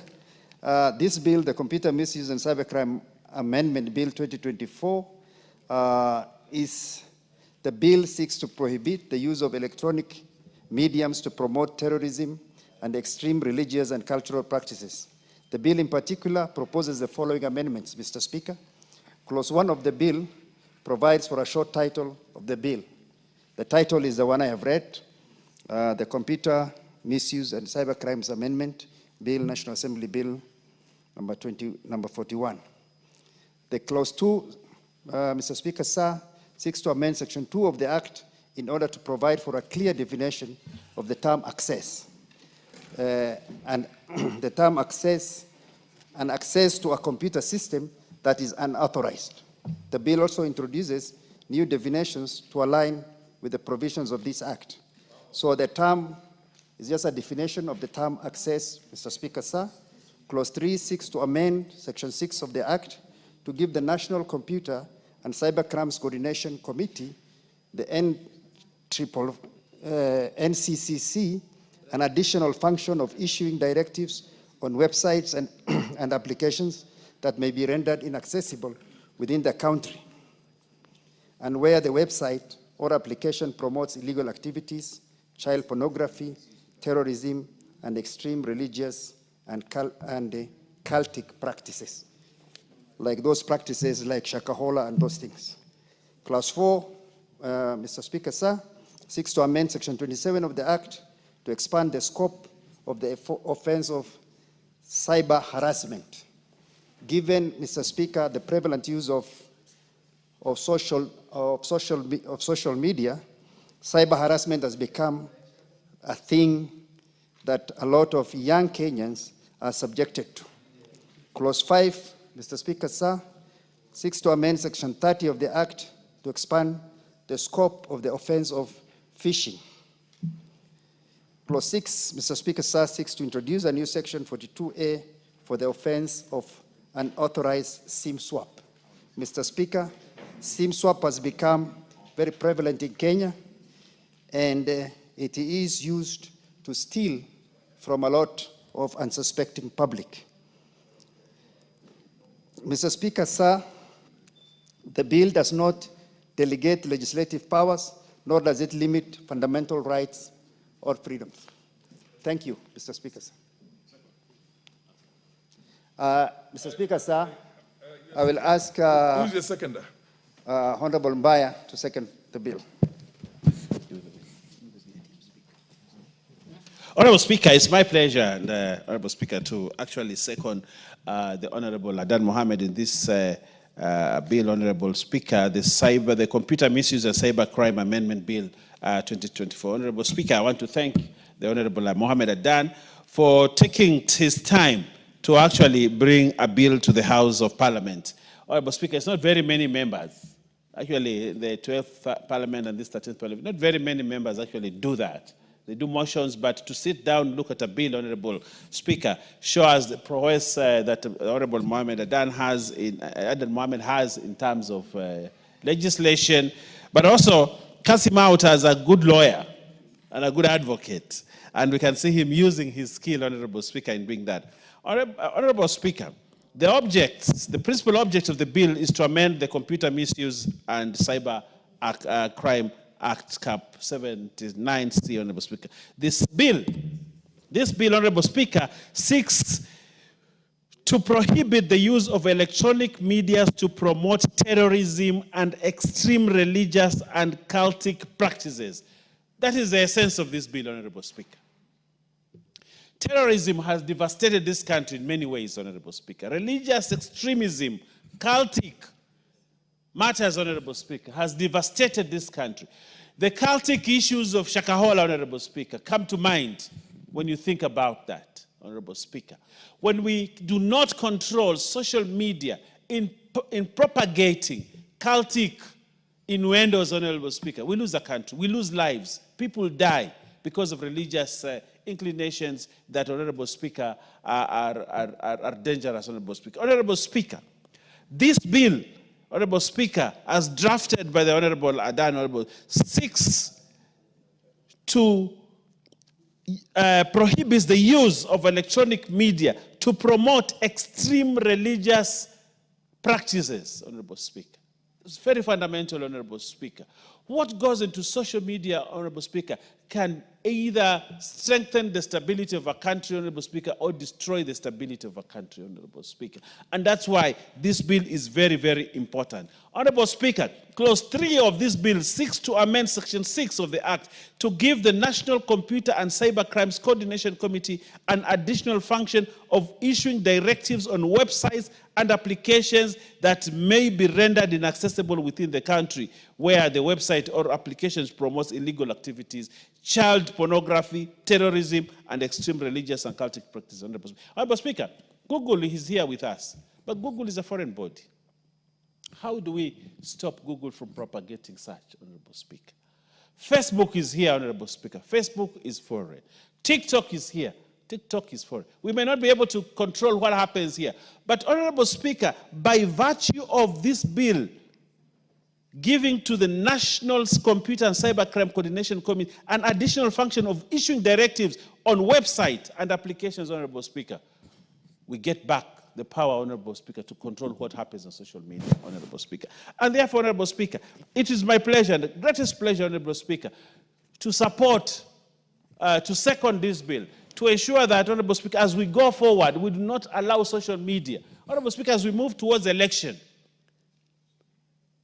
social media becomes a boiling pot for chaos if we allow it to go unchecked, Honorable Speaker. We need to get back our country, Honorable Speaker, by ensuring that we have certain leverages to control. We are not infringing on the right to communication, the right to expression. We are not infringing on those rights, Honorable Speaker, as enshrined in the Constitution. But all rights and freedoms, Honorable Speaker, as enshrined in the Constitution, come with certain responsibilities. And it is those responsibilities, Honorable Speaker, that we are legislating on. That yes, use social media, express yourself the way you want, Honorable Speaker. Enjoy your constitutional rights, Honorable, to free information, Honorable Speaker, and to press and all that, Honorable Speaker. But do it responsibly, Honorable Speaker. And if you can't do it responsibly, Honorable Speaker, then we are saying do it within the purview of the law, as we are actually enacting today. So, Honorable Adan, I want to thank you for thinking about the country, thinking about the future generation, thinking about the stability of the country by bringing this piece of legislation. Honorable Speaker, with those many remarks, Honorable Speaker, I second and urge members of this House, including the Honorable Leader of the minority, who has been away. I've not heard his voice in this house for many days now, and his voice is very important to stabilize the country. Please support this, this piece of legislation, Honorable Speaker. I thank you, Honorable Speaker. Honorable members, I now propose the question that the Computer Misuse and Cybercrimes Amendment Bill, National Assembly Bill number 41 of 2024, be now read a second time. Honorable members, before we proceed with this bill, I have a communication to make. Honorable members, the National Assembly is in receipt of a communication from one Dr. Duncan Oburu Ojwang, who went through a process, an elaborate process, and was selected as the chairperson to the National Commission on Human Rights by His Excellency, the President, the appointing authority in this case. I am in receipt of a letter from the same Duncan, which says that because of personal reasons and a perception of a conflict of interest and other matters that he's unable to cease doing in his present life, he has respectfully is unable to take up this position. Under the circumstances, I want to direct the JLAC, Justice and Legal Affairs Committee, to cease any further processing of this matter. And I also want to direct the Clerk of the National Assembly to communicate the same to the appointing authority, in this case, His Excellency, the President of the Republic of Kenya. Thank you.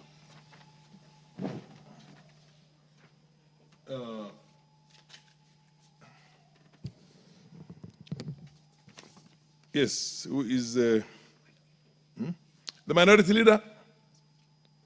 You wish to contribute on the motion before us, or you have something else to say? No, Mr. Speaker, I have nothing.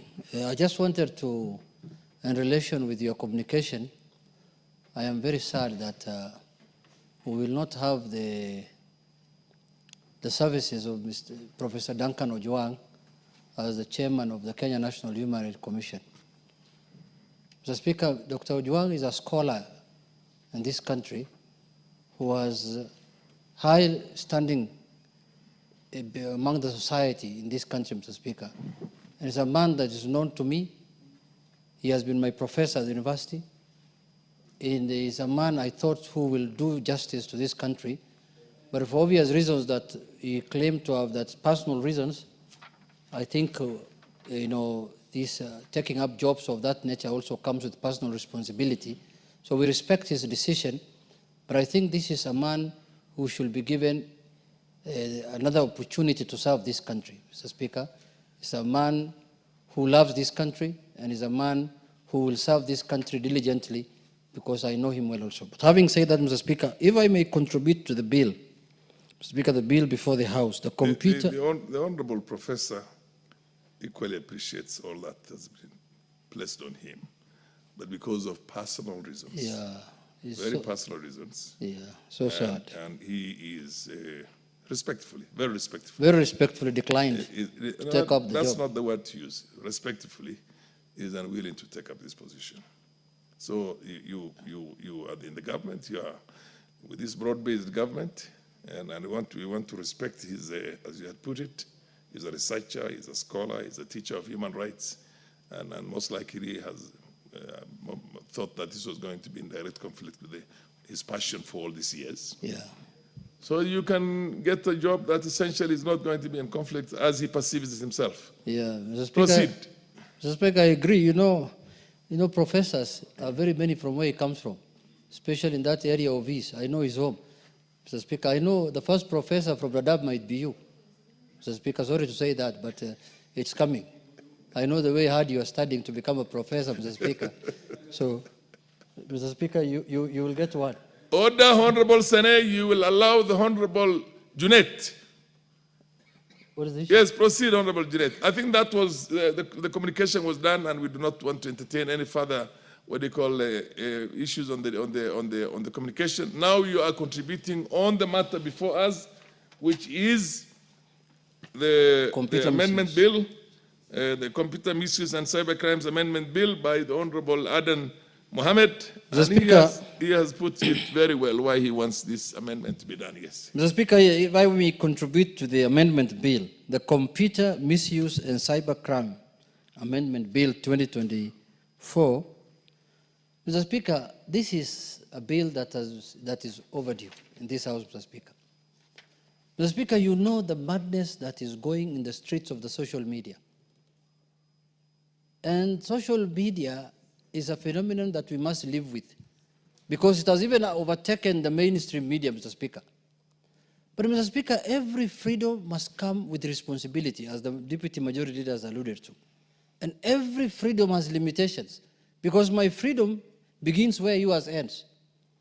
Mr. Speaker, in a world where we are moving to global digitization, where people communicate digitally from one village to the other village in the farthest part of the world, Mr. Speaker, they must be law and order.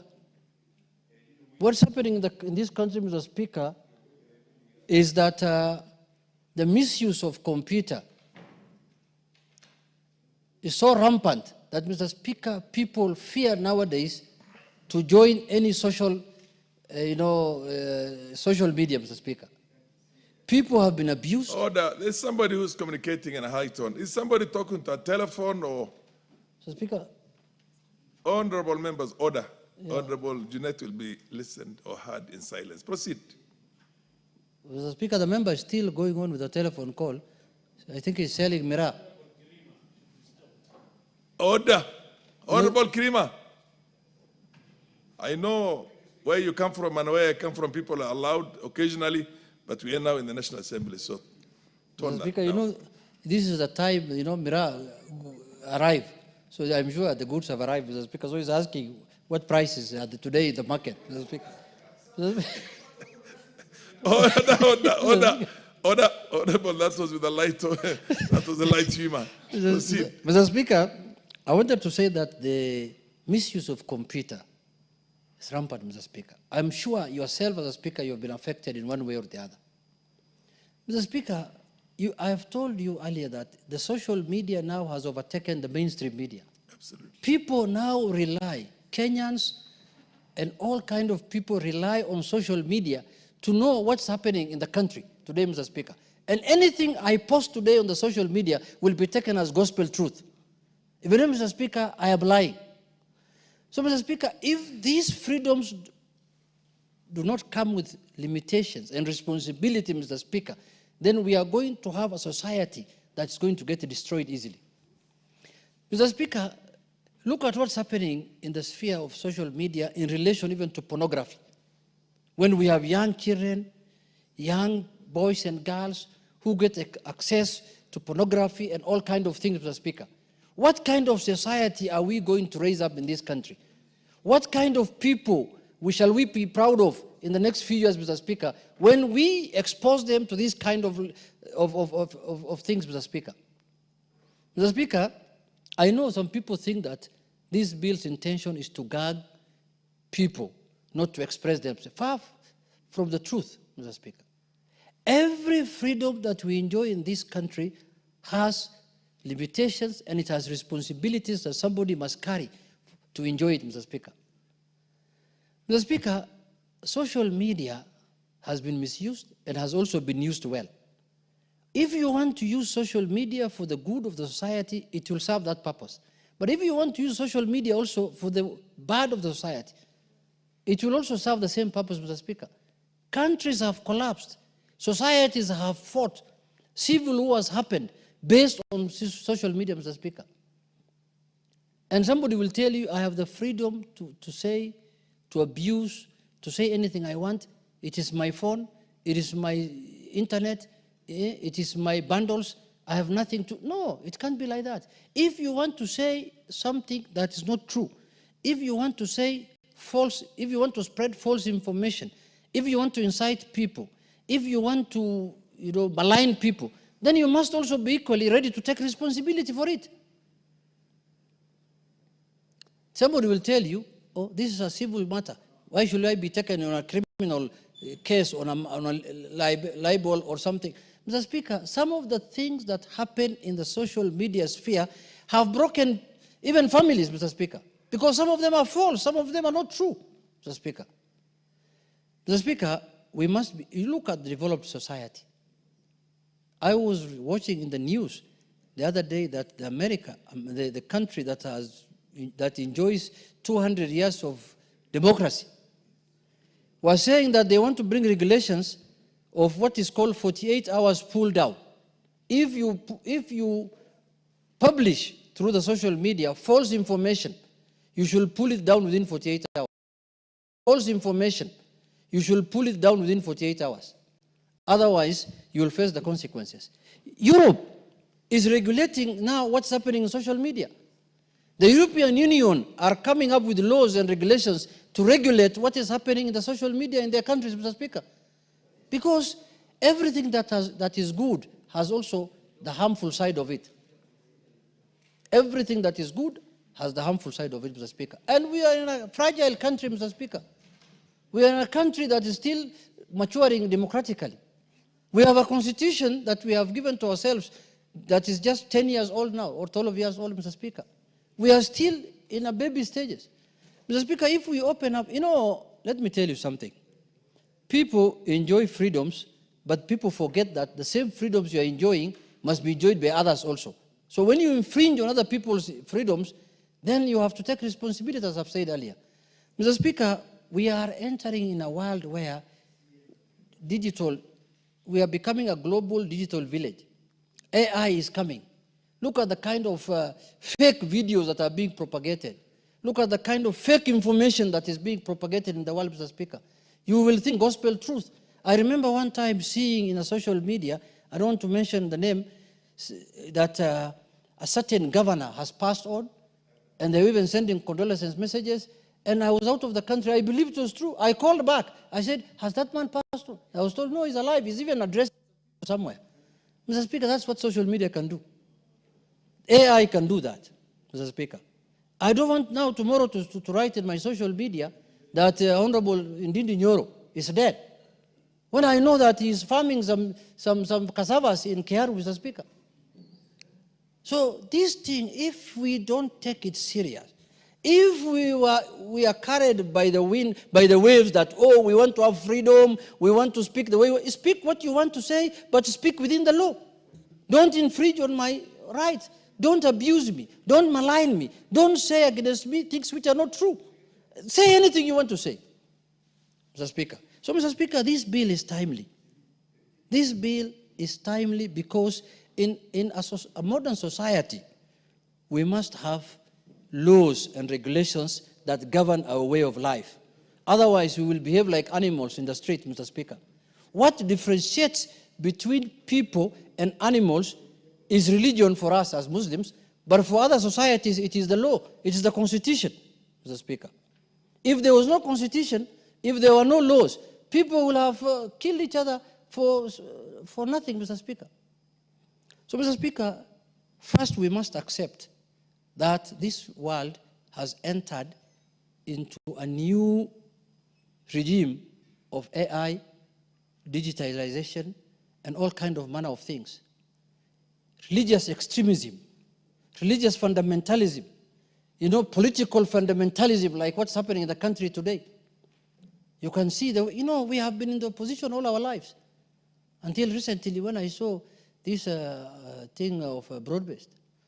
Mr. Speaker, the kind of opposition now that is being played in the country is political fundamentalism and extremism. Because we never used to talk the way people are talking now. People used to respect each other. We used to speak as Kenyans.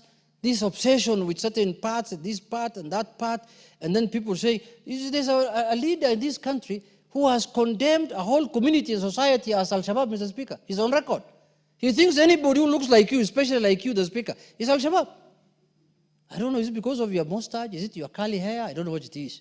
Is it your nose that is protruding like a European man? Mr. Speaker. So these are issues that we must address as a country. And those are issues that are being propagated in the social media. Someone just calls me in the social media, you Al-Shabaab, and I can do nothing about it. I just keep quiet. And I ask him, why are you calling me that? He said, oh, you look like what? So I need to go now, maybe for... How does an Al-Shabaab look like? Yeah, maybe I need to go and do plastic surgery so that I can broaden my nose. So that, you know, my nose and mouth are equal. Then you can stop calling me Al-Shabaab. Mr. Speaker, these are the issues that this country is grappling with.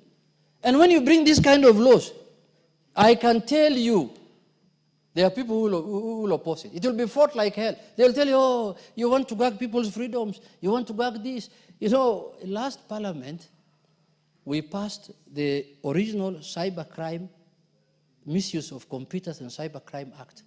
The first group of people who declared certain clauses of that bill unconstitutional was the judiciary. Was there? Judiciary. The judiciary declared certain clauses of that bill unconstitutional. But the people who have also felt the biggest brand of cyberbullying is the judiciary again, Mr. Speaker. So we met in a meeting that they were complaining about cyberbullying and misuse of computer. We told them, no, as Parliament we have passed the law, but you say it's unconstitutional, let's leave it with that. So when you're abused, you abuse back again.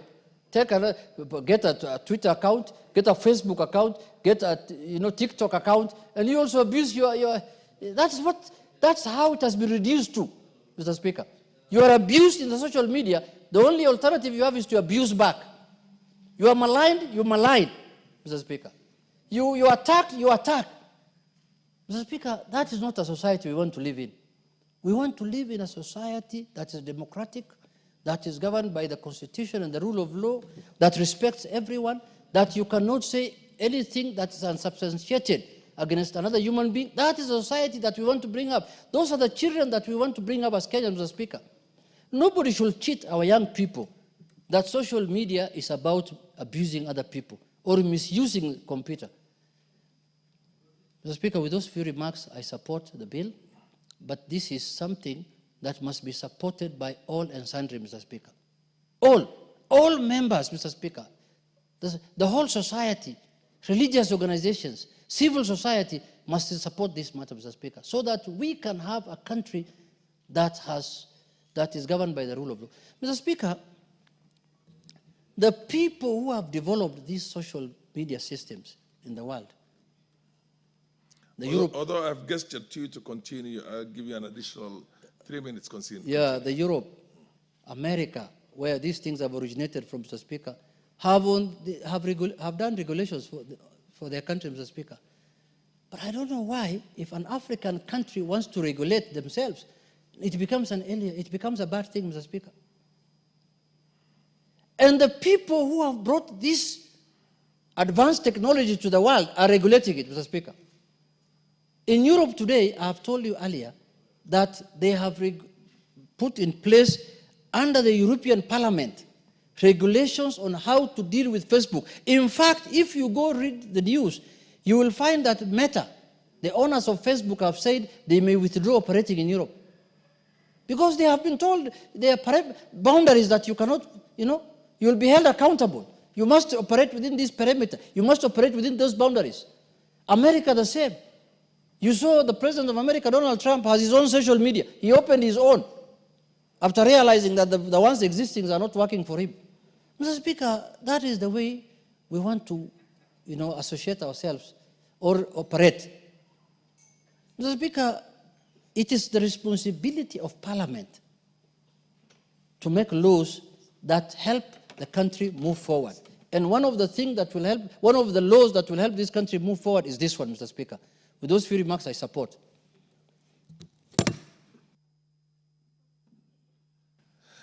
The Honorable Naomi Waku.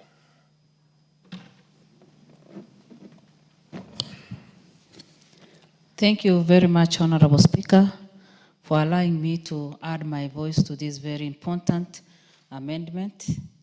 And also thank Honorable Adan for coming up with this very important amendment. Honorable Speaker, from the onset, I want to confirm that I support this amendment on computer misuse and cybercrime, our Bill 2024. Honorable Speaker, Kenya is a country that grows very fast, and especially our young people are so much into computer use and also cyber. Honorable Speaker, of late we have seen a big misuse because many criminals get into cyber, computer, and also take advantage of interfering with the peace that we have. Again, a lot of rumors is spread, conflict emerges as a result of that, and also this has brought a lot of problems even in families, because many families have ended up even splitting, and even husband and wife because of this. And the earlier we take control of this, the better. So I support this because the bill seeks to prohibit the use of electronic mediums to promote terrorism and extreme religious and cultic practices. Honorable Speaker, we know very well the issue of terrorism has also affected this country negatively. And the terrorism attack, we've lost many lives, we've lost many soldiers, we've lost lots of our young people due to radicalization. And all this has happened through computer misuse. And putting this into consideration, or once we do this amendment, then we will have some controls in place for us to have a better society. Honorable Speaker, Clause 3 seeks to amend Section 6 of the Act to give the National Computer and Cyber Crimes Coordination Committee an additional function of issuing directives on website and application that may be rendered inaccessible within the country where the website or application promotes illegal activities. And those illegal activities have been mentioned. That is why I support this bill. And before that, we have said the issue of terrorism, extreme religious and cultic practices. Of late, Honorable Speaker, there is a lot of extreme religious practice and cultic practices. And that is why we've lost lots of lives. Even this weekend, I think they have registered about 26 people who have lost their lives still in Kilifi, if I'm not wrong. And this is very common everywhere. People are cheated and they lose their lives. And once we put this Clause 3 into practice, and Section 6 of that, whereby child pornography, terrorism, and all these other things will be controlled, especially pornography. Parents are busy these days, and most of the parents get home very late with the traffic jam and the busy days that we have, hustling from morning to evening, looking for businesses and also looking for money. By the time you get home, you do not know what your child has gone through or what your child has interacted with through computer or cyber crime. And Honorable Speaker, many parents are losing their children because even the issue of LGBTQ is being introduced through the computers. And our children have the freedom to watch everything and anything they want, even on their phones. And for any parent, it's not easy even for you to go through what your child has been looking or has been watching, and also to have full control even in your home. And that is why today many children have lost their children. Others have, got into pornography. Others have gotten into LGBTQ, and they are not, ready to go back, and they need to be taken to rehabilitation centers. Many have been radicalized and have joined terrorism, and that is why so many crimes are happening in our nation today. And even for families, as I said, this has damaged our families. And that is why today I am so happy with this amendment and pray that very, very soon we will be able to overcome some of the challenges. Again, paragraph 13 of part 2 of the 4th schedule to the Constitution provides that the control of pornography is a function of the county government. Honorable Speaker, it is important for the county governments also to know their role and to know what to do. And once every sector of this nation will take, good control of our young people, we will have a better society. Honorable Speaker, as I said, I support this bill, and it is my prayer that soon and very soon, all of us will support and that it will be put into practice. As I finish, I want to look at 27, cyber harassment. Under cyber harassment, Honorable Speaker, we know very well that especially members of this Honorable House have been harassed in different ways. Others have been intimidated, harassed, and people receive so many funny photos, and some people don't even know how to respond to that. And once we put this bill into practice, we will overcome all that and even make sure that the criminals who practice under this will be, the government will take control of everything, and we will have a healthy and a better society. And with those few remarks, I support. Thank you.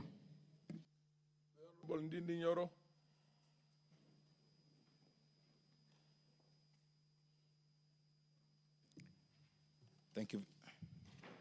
Thank you. Thank you very much, Mr. Speaker, for this chance. And I just want to give just some brief remarks in the view of the bill sponsored by my brother. One is that I find it a pity, Honorable Speaker, when we are still discussing these kind of soft things, especially in IT, when the whole world is now discussing about AI, discussing about data analytics, and other progressive technologies that are helping the economies, Honorable Speaker. And, Honorable Speaker, when we talk about regulating whatever is posted in the internet, be it in whichever platform, whether website or even social media, and especially having listened to some of my colleagues here before who had given their views earlier. Honorable Speaker, I tend to believe that laws must always be made, and discussions like this should always be considered devoid of emotions, because we have seen in many situations, Honorable Speaker, that comforts change, and it's a revolving door. And therefore, it's always important that even as we make laws, we become objective, so that it can serve the current purpose and the current situation and the current timing, but also far-reaching in serving our country, not just in terms of where we sit and start, but also in terms of what is right. Honorable Speaker, across the world, it has become very tricky to limit the freedoms of the people, and especially when it comes to usage of internet. Because, Honorable Speaker, practically, no country can pretend to live in an island by itself. The world is interconnected, Honorable Speaker, and especially the distances have been made shorter by the internet. And therefore, even as we legislate for our internal laws, it is important to know that Kenya is just part of the global sphere, Honorable Speaker, and whatever laws that we make, and especially regarding the internet, should encompass whatever happens elsewhere, so that we do not actually legislate in futility. But, Honorable Speaker, broadly speaking, I have seen it is always important for any nation and any country to always not limit debates. Debates meaning that happens here, but also that happens outside. Because it is out of people interacting without limitations that the best is actually found. And the best alternatives in terms of debates always suffice. And therefore, Honorable Speaker, it will not be proper for any member of this House to sit in this House to limit the freedoms of Kenyans, which are well enshrined in our Constitution. And I call upon all of us as the leadership that it is important when we join the realms of leadership that we must develop a thick skin. And I don't think what is going to change is about how Kenyans interact with the internet. What must change is how leaders view those interactions. And I say so because whatever we talk about here in terms of usage of social media is basically what is directed to the public servants and the people in the public life, like ourselves. But, Honorable Speaker, we have to always know that we are never here by invitation. Out of our own volition, we choose to serve the Kenyan people in the public life, Honorable Speaker. And therefore, anyone who would not be willing to take up the heat that comes with the job, probably they are in the wrong job, or they should look for something else that is in line with the thickness of their skin. Honorable Speaker, across, it is important that whatever we do, we continue to affirm what is in the Constitution. What is there is for Kenyans to express themselves, Honorable Speaker. And we have seen that robust debates always, and when we don't limit how people debate, Honorable Speaker, we always get better ideas and better solutions for our problems. And Honorable Speaker, therefore, I submit. Are you on a point of order? Are you on a point of order? Yes. Honorable Speaker, I've listened to the Honorable Dindi Nyoro, an eloquent and good speaker, Honorable Speaker. And I've listened to him, but I also want to say, there's something called relevance. This bill, Honorable Speaker, is not general about cyber crime and computers, Honorable Speaker. It speaks to certain very important fundamentals of a nation. Order. Honorable Speaker. Order, Honorable Deputy Majority Leader. You interject on a point of order when the member contributing, who you perceive to be out of order, is still contributing, not after he has concluded. But for conclusion purposes, have you contributed to this motion yourself, this debate? You have already contributed. You seconded. Yeah, well, if you had another moment, yes, but now whatever good ideas you have to say, you have better give it to somebody else. No, Honorable Speaker, no. You're infringing on my... What right? What right? The right to stand on a standing on a point of... What is out of order? No, he is not on his feet. Look, no.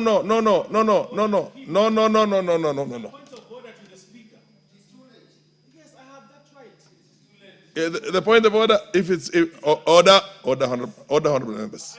I want to respect all your rights, and I know you. Order. You don't get worked up. I am the last person to try and limit your rights. But just can you listen to me? Rules are rules. If you have to stand on a point of order and fault the contribution of a member, then you do it when the member is on his feet. You're not going to... so what's the point of order? Okay, what's your point? Proceed. Because you mentioned Honorable Ndidi Nyoro. Honorable Speaker, I want to make clarity on the motion and not on the contribution of the member. The motion, Honorable Speaker... That is okay. That's okay. Proceed. Proceed and limit yourself to the content in that and say that this is how it is. Can you give the Deputy Majority Leader? Yes. Thank you, Honorable Speaker. Honorable Speaker, I want to clarify. This motion, this particular bill, Honorable Speaker, is very clear on what it intends to do. To limit freedoms on issues that are very pertinent. Terrorism, Honorable Speaker. Defined issues. Yes. Okay. Terrorism and cultic issues. Yes. And the third one, Honorable Speaker, is on the issue of child pornography, terrorism, and extreme religious practices on social media. Not on leaders, not on personalities, not on government. Things that are fundamental, which are actually constitutional. Honorable Speaker. You're informing the It House. is unconstitutional for you to You're informing publish the House, you're on a point of- yes. to publish pornography. It is unconstitutional for you to engage in terrorism. Perfectly in order, Honorable but Speaker. you're informing So the as we House. debate, Honorable Speaker, including the Honorable Dindinyor, he must debate within the confines of the bill. I've made my point, Honorable Speaker. Can I just, much as I appreciate the zeal and the energy with which you prosecute your ideas, you just say, Mr. Speaker, I want to rise on a point of information for the House. And the Speaker, the chair will give you. But when you mention another member who has just sat down, then of course it becomes an issue for another ruling. Anyway, but that is now well taken. That you are allowed. The MP for Kangundo, where is Fabian Muli? Thank you very much, Honorable Speaker, for giving the chance to articulate on this bill. Proceed. Honorable Speaker, I'd like to start by putting that law is like a chestnut. So when we are in this House, we all come in good faith. We are making laws for humble society. So when you deal with a chestnut, the way you are sending it can hit, and it still can hit your hand. So law is like a chestnut. Honorable Speaker, I go direct by the computer. The computer mathematician inventor, Mr. Charles Babbage, in 1830. We like to congratulate the analytiker how he came with the idea of bringing computer by 1830. If you see the development of computer, it has been benefit to human era. It has gone to many coded benefiting people, benefiting countries, benefiting generation. In 1981, you remember when IBM was a critic on putting now the computer machine, which come now to work as a 1-inch analytical. Now, coming to the present days where we are, it has come to a era that people have lost their direction. There are people who are benefited by use of computer. Too many people are benefiting. But there are people who are desperate looking for something to benefit within that computer. And that's why I'm saying that we have to make laws to control what is happening. We are not saying that the society is bad. We are saying that there must be a meter. There must be a measure. There must be a limiter to say that if you do B, we do C to you. I want to go to this bill. I congratulate the drafter of this bill, but I'm saying that it's so minimal to the happening of today. It is the high time we need to put some more pain and a value compensation to the damage being done in computer. People are losing their business because of computer crime. Somebody will wake up today, he doesn't like you, he just bring a proxy identity online, he mess your business. That's why I'm saying that today era needs proper laws to manage the happenings. If today the defamation happening online, you can wake up tomorrow, somebody has created something AI with your portal and they trading everywhere to make money on defamation your name. So that's why, Honorable Speaker, I say this bill is very important and we should proceed in making more. And there should no honorable member think that when the law made this House must be targeting certain group. And if you feel this law made targeting certain group, there will be that reading where you can do the amendment. We have freedom in this House as a member. You can do the amendment in that reading. So there is no law which here this House can make to target some certain groups. All the members have that right. All the members, they can make that law. And this cyber crime, people are joking with it. It has become a threat to national security. If somebody gets bored of what is happening in the government, in the evening you can send anything. Our young people are very educated. Our young people are so important to us. But see what is happening in cybercrime. Somebody taking propaganda online and sending it anyhow. You don't care who gets it. My daughter in grade 8 has a phone. He accesses my phone. He can check what is happening. My daughter has no capacity to authenticate the material which are real or are not real. So it is high time we need proxy people. Too much proxy happening online. This is a good mission. A mission which was invented for development. But some people, criminals, especially many politicians, they have sneaked there to send their business there. We cannot lose our country identity. People are losing. You go outside there, somebody put anything online. They don't care what they are damaging their country. They don't care where it is going because this somebody is so disparate. I was talking to one MCA in my area. He was being defamed by a young boy who is from 2 A young boy who has no anything to understand, but he was given a material to send. So I told him, this is a bit critical. Because the person who is sending that material, what value, if you say you want to be paid defamation, what value does he have to recompensate you? He has nothing. So it is high time this bill has come, but I think it is not enough. But one stone is better than a million we are waiting. So let's move with this bill, but we need to do more. We need to do better and save the people who are benefiting with the content online. You see our young people dancing here. They are one who are doing very good. But there is very good characters. Even you see what is happening within Gen Z. If you track what Gen Z they are doing very good. But people of 60 years, they have open account and calling them Gen Z. They are trying to poison our generation. We are losing our generation because of wasted age. People who have no idea, people who have no future. Thank you very much, Honorable Speaker, and I support the bill. The Thank you. Honorable MP for Wajir North, followed by the Honorable Kimuli. Wajir North, not Kimuli. Proceed, Wajir North. Thank you. I've already said Wajir North. Order. I said the Honorable MP for Wajir North, followed by... Mr. Speaker. No, not now. You can rise on your point of order later. Order, Kimuli. Proceed. There is nothing out of order because nobody has contributed. Unless you want to say... No. Is it point of information or point of order? Mr. Speaker. Order, Kimuli, order. Huh?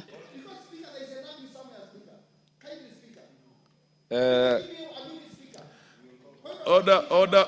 Kimuli, please.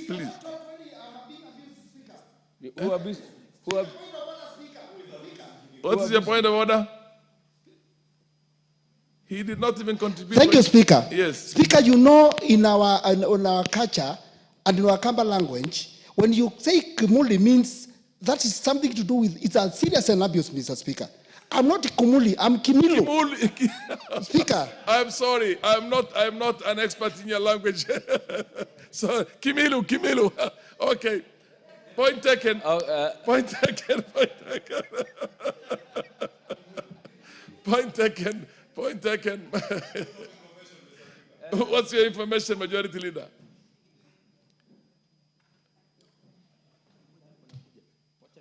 Can you give the Majority Leader the mic, for God's sake? Okay. Honorable Speaker, just to inform the House that Kimuli is actually the devil.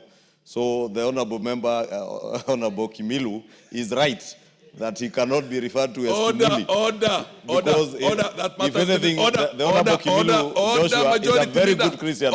Order. That matter has been disposed of. I don't know what kind of a mileage you intend to get like this. He has already put it very well and said that Honorable Kimilu, sorry if I said Kimuli, it's just a slip of tongue and I don't know the language, so. Mr. Speaker. A lot of times people, instead of calling me Farah, call me Fala. But I don't take offense of it. I don't take offense of it because that's the nature. They pronounce L as R and R as L. So, okay. Proceed, Honorable. Mr. Speaker, we all love to belong to a society which enjoys freedoms and liberties. The rights and liberties as they are in the Constitution and universally practiced. But there are limits. These freedoms come with responsibility. If there are no crimes, if there are no offenses committed, then we would not have been here in an august house legislating, making rules if there will be no offenses. The government would not have had police to enforce laws if crime is not committed. So it will be idealistic for somebody to say that we should not limit or legislate in a manner to limit some rights. Or everything, if we don't limit some of these rights, if these rights and freedoms are not well guarded and checked, then we will have a world full of vices, criminality, and there will be chaos, anarchy. So I think it is quite in order to make sure that there are laws that regulate how we exercise our rights and freedoms. They don't just fall from heaven. These are things that have to be regulated. Many a times, rights and freedoms are abused. Mr. Speaker, cybercrime has become a serious challenge in as much as it is potential. Cyber, the virtual space, the digital world, in as much as their contribution to the economy, to the society cannot be gainsaid, it is real to say that they have come also with demerits. Immeasurable, innumerable, that they must be managed. The use of computers and cyber must be managed for the well-being of the society, Mr. Speaker.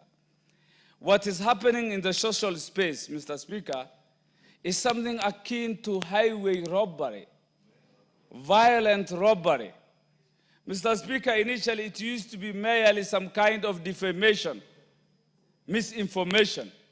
What is happening today in the cyberspace are criminal offenses, felonies actually, serious ones, Mr. Speaker, so to speak. The social fabric is torn. We have lost our culture and identity just because this new thing has come in. I'm not saying it's not useful, it is good, but it has come with its own disadvantages, its own demerits. That is why the bill by my colleague, Honorable Aden, the one on computer misuse and cybercrime, comes in handy. It regulates the excesses of those freedoms and liberties, Mr. Speaker.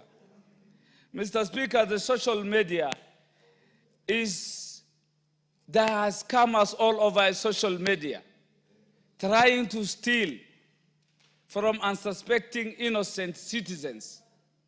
Mr. Speaker, there is an identity theft. Somebody can try to appear like the Speaker himself, Honorable Farah Ma'lim. Assume your identity, your personal user names, and still impersonate and do all that could have been done physically by Farah himself, Honorable Farah himself. So there is identity crisis in the social media. We are at a time AI is being used to at least produce the photos of people who have died 100 years ago. You only need to put some attributes into the system. And there you get somebody who looks like your grandfather. Just appears like your grandfather, whom you have never seen. We are in such a kind of very alarming misinformation, which you cannot copyright, which you can't take it as a true information. We are at a level where it has never happened in the history of this republic, where His Excellency the President is abused to such a level, Mr. Speaker. His family is abused, and no action can be taken just because one thing is cited: the rights, the freedoms. We can't use these rights and freedoms to malign, to at least spoil the reputation of other Kenyans. People have a dignity to protect, a life to protect, a family to protect. Social media has become an avenue, a vehicle to abuse innocent Kenyans, leaders, starting from the president to members of parliament and other respectful Kenyans, Mr. Speaker. There are many malware attacks, Mr. Speaker. If that is not controlled, systems are being crashed, viruses have been introduced. They even call worms these days, just to make sure that systems do not work. Banking systems are affected. Military systems are affected. All systems that are virtual are being affected. So one cannot say we are limiting rights, we are limiting freedoms. No, those freedoms and rights should be exercised, but there must be checks.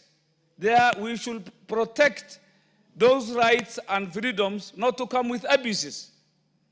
Mr. Speaker, there is cyber stalking. which is an offense.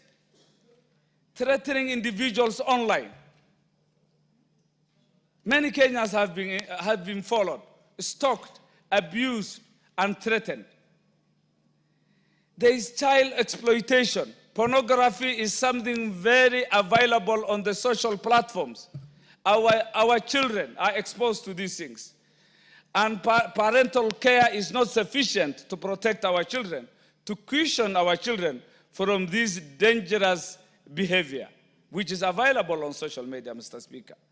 Does that mean that a certain right is being limited? No. There is a dangerous thing, a dangerous social vice that needs protection from our children. Mr. Speaker, phishing, as mentioned by the mover of the motion, that fraudulent use of passwords, private identities, keywords, they are easily received, and your bank accounts can be emptied, your information can be taken away. So many things happen. Mr. Speaker, hacking is a modern way of stealing. Hacking is a modern way of stealing. Mr. Speaker, cybercrime and computer misuse has brought a lot of financial losses to Kenyans. They brought a lot of breach to privacy to individuals and families. Mr. Speaker, they affected reputations of Kenyans. They have affected us morally. They have affected us morally. And many other ways, it's like I'm being limited. It's like I'm being limited. There is a moral decadence that is being necessitated by this kind of social media. Economically, many have been brought down. Contraband goods are being sold on social platforms, Mr. Speaker, including medicine.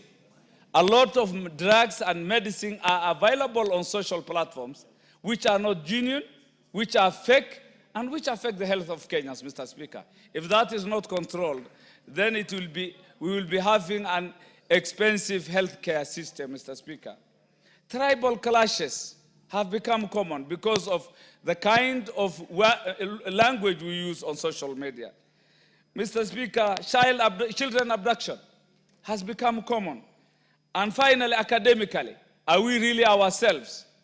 We have used social media to copy-paste, to steal, and to impersonate ourselves academically. We are not ourselves. Our thoughts are not our views. We mimic others. We are not really ourselves.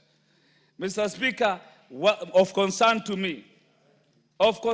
me, do we have the capacity to regulate this law if passed? Is our DCI having the capacity to enforce? That's also a big concern. Of concern to me, we have taken procurement online. You must have heard if Miss once, one of the officers has claimed during the NYS saga that his password has been stolen.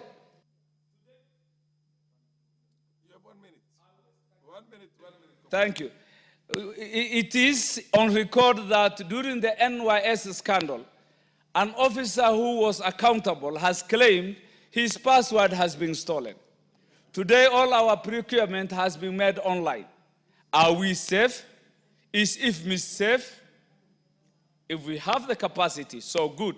If we don't, then we need to have checks to all these that come with this good thing. It is a good thing that must be balanced with tough and serious regulations. I support, Mr. Speaker.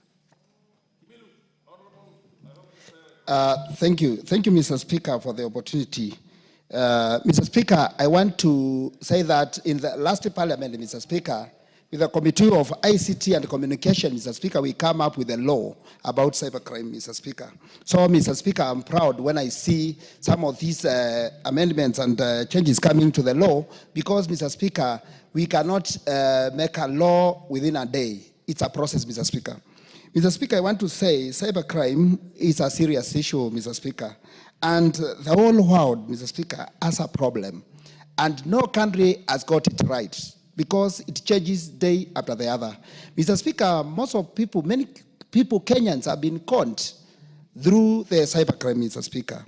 Mr. Speaker, I being one of those who were caught, Mr. Speaker, early this year, around February, Mr. Speaker, someone hacked my WhatsApp and used my name to con people, Mr. Speaker. And it took me time before I take the control, and many people were caught a lot of money, Mr. Speaker.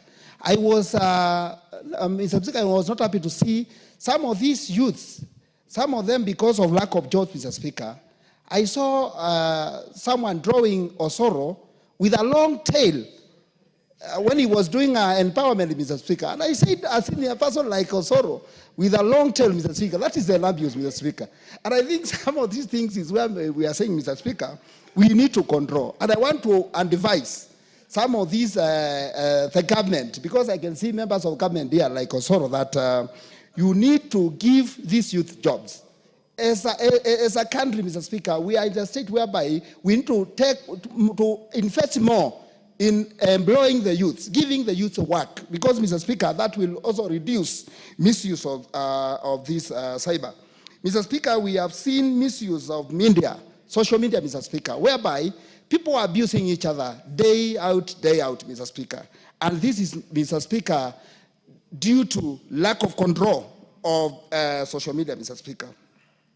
Mr. Speaker, as a leader, Mr. Speaker, I need to take my initiative and try to engage our youth, Mr. Speaker, to see what we can do, Mr. Speaker, because if you do, the big percentage, Mr. Speaker, is within the youth, Mr. Speaker. They are misusing because they are competent, they know what they are doing, but, Mr. Speaker, due to problems, lack of jobs and other problems, Mr. Speaker, they misuse, Mr. Speaker. So, Mr. Speaker, it's important to control, and rights and freedom of cybercrime, of cyber and computer should be regulated. I agree that, Mr. Speaker. But, Mr. Speaker, I want to say this. We should not even make some laws because we want to, because we are in power, Mr. Speaker. We need to make laws which we know, even when we are out of power, that law can be in use, Mr. Speaker. And, Mr. Speaker, because I can see Osoro is disturbing me, Mr. Speaker, I need ample time, Mr. Speaker. Osoro will be heard in silence. I got it right this time, I hope. Thank you, Mr. Speaker. Yeah. So, Mr. Speaker, I take this time to say that this is an important bill, Mr. Speaker, although there are some areas I think we need to do some further amendments, Mr. Speaker, and when the time comes, I will, because I can see somewhere I can do an amendment, and when the time comes, I will present my amendment. And Mr. Speaker, because I want also to give others like Osoro time to contribute, I submit, Mr. Speaker. The Honorable Osoro. Thank you very much, Honorable Speaker. Honorable Speaker, I was actually not disturbing the Honorable Kimilu. I was only applauding him for making awesome contributions to this bill. I was really appreciating his marvelous contribution to this bill. Honorable Speaker, I must start by congratulating immensely the mover of this motion, the Honorable Aden Daoud Mohammed. And this bill has really come at the right time. Although, I would say that I wish it actually came early. But listening to the submissions by the Honorable Kimilu, you will agree with me, Honorable Speaker, that technology is fast moving and fast evolving, very, very fast than we thought. A while back, Honorable Speaker, people used to move around with very big and heavy cell phones that you would need to climb on a tree, Honorable Speaker, so that you can be able to get or to capture network, Honorable Speaker, but it's not anymore. And similarly, anything to do with technology in every sector, Honorable Speaker, has really evolved very, very fast.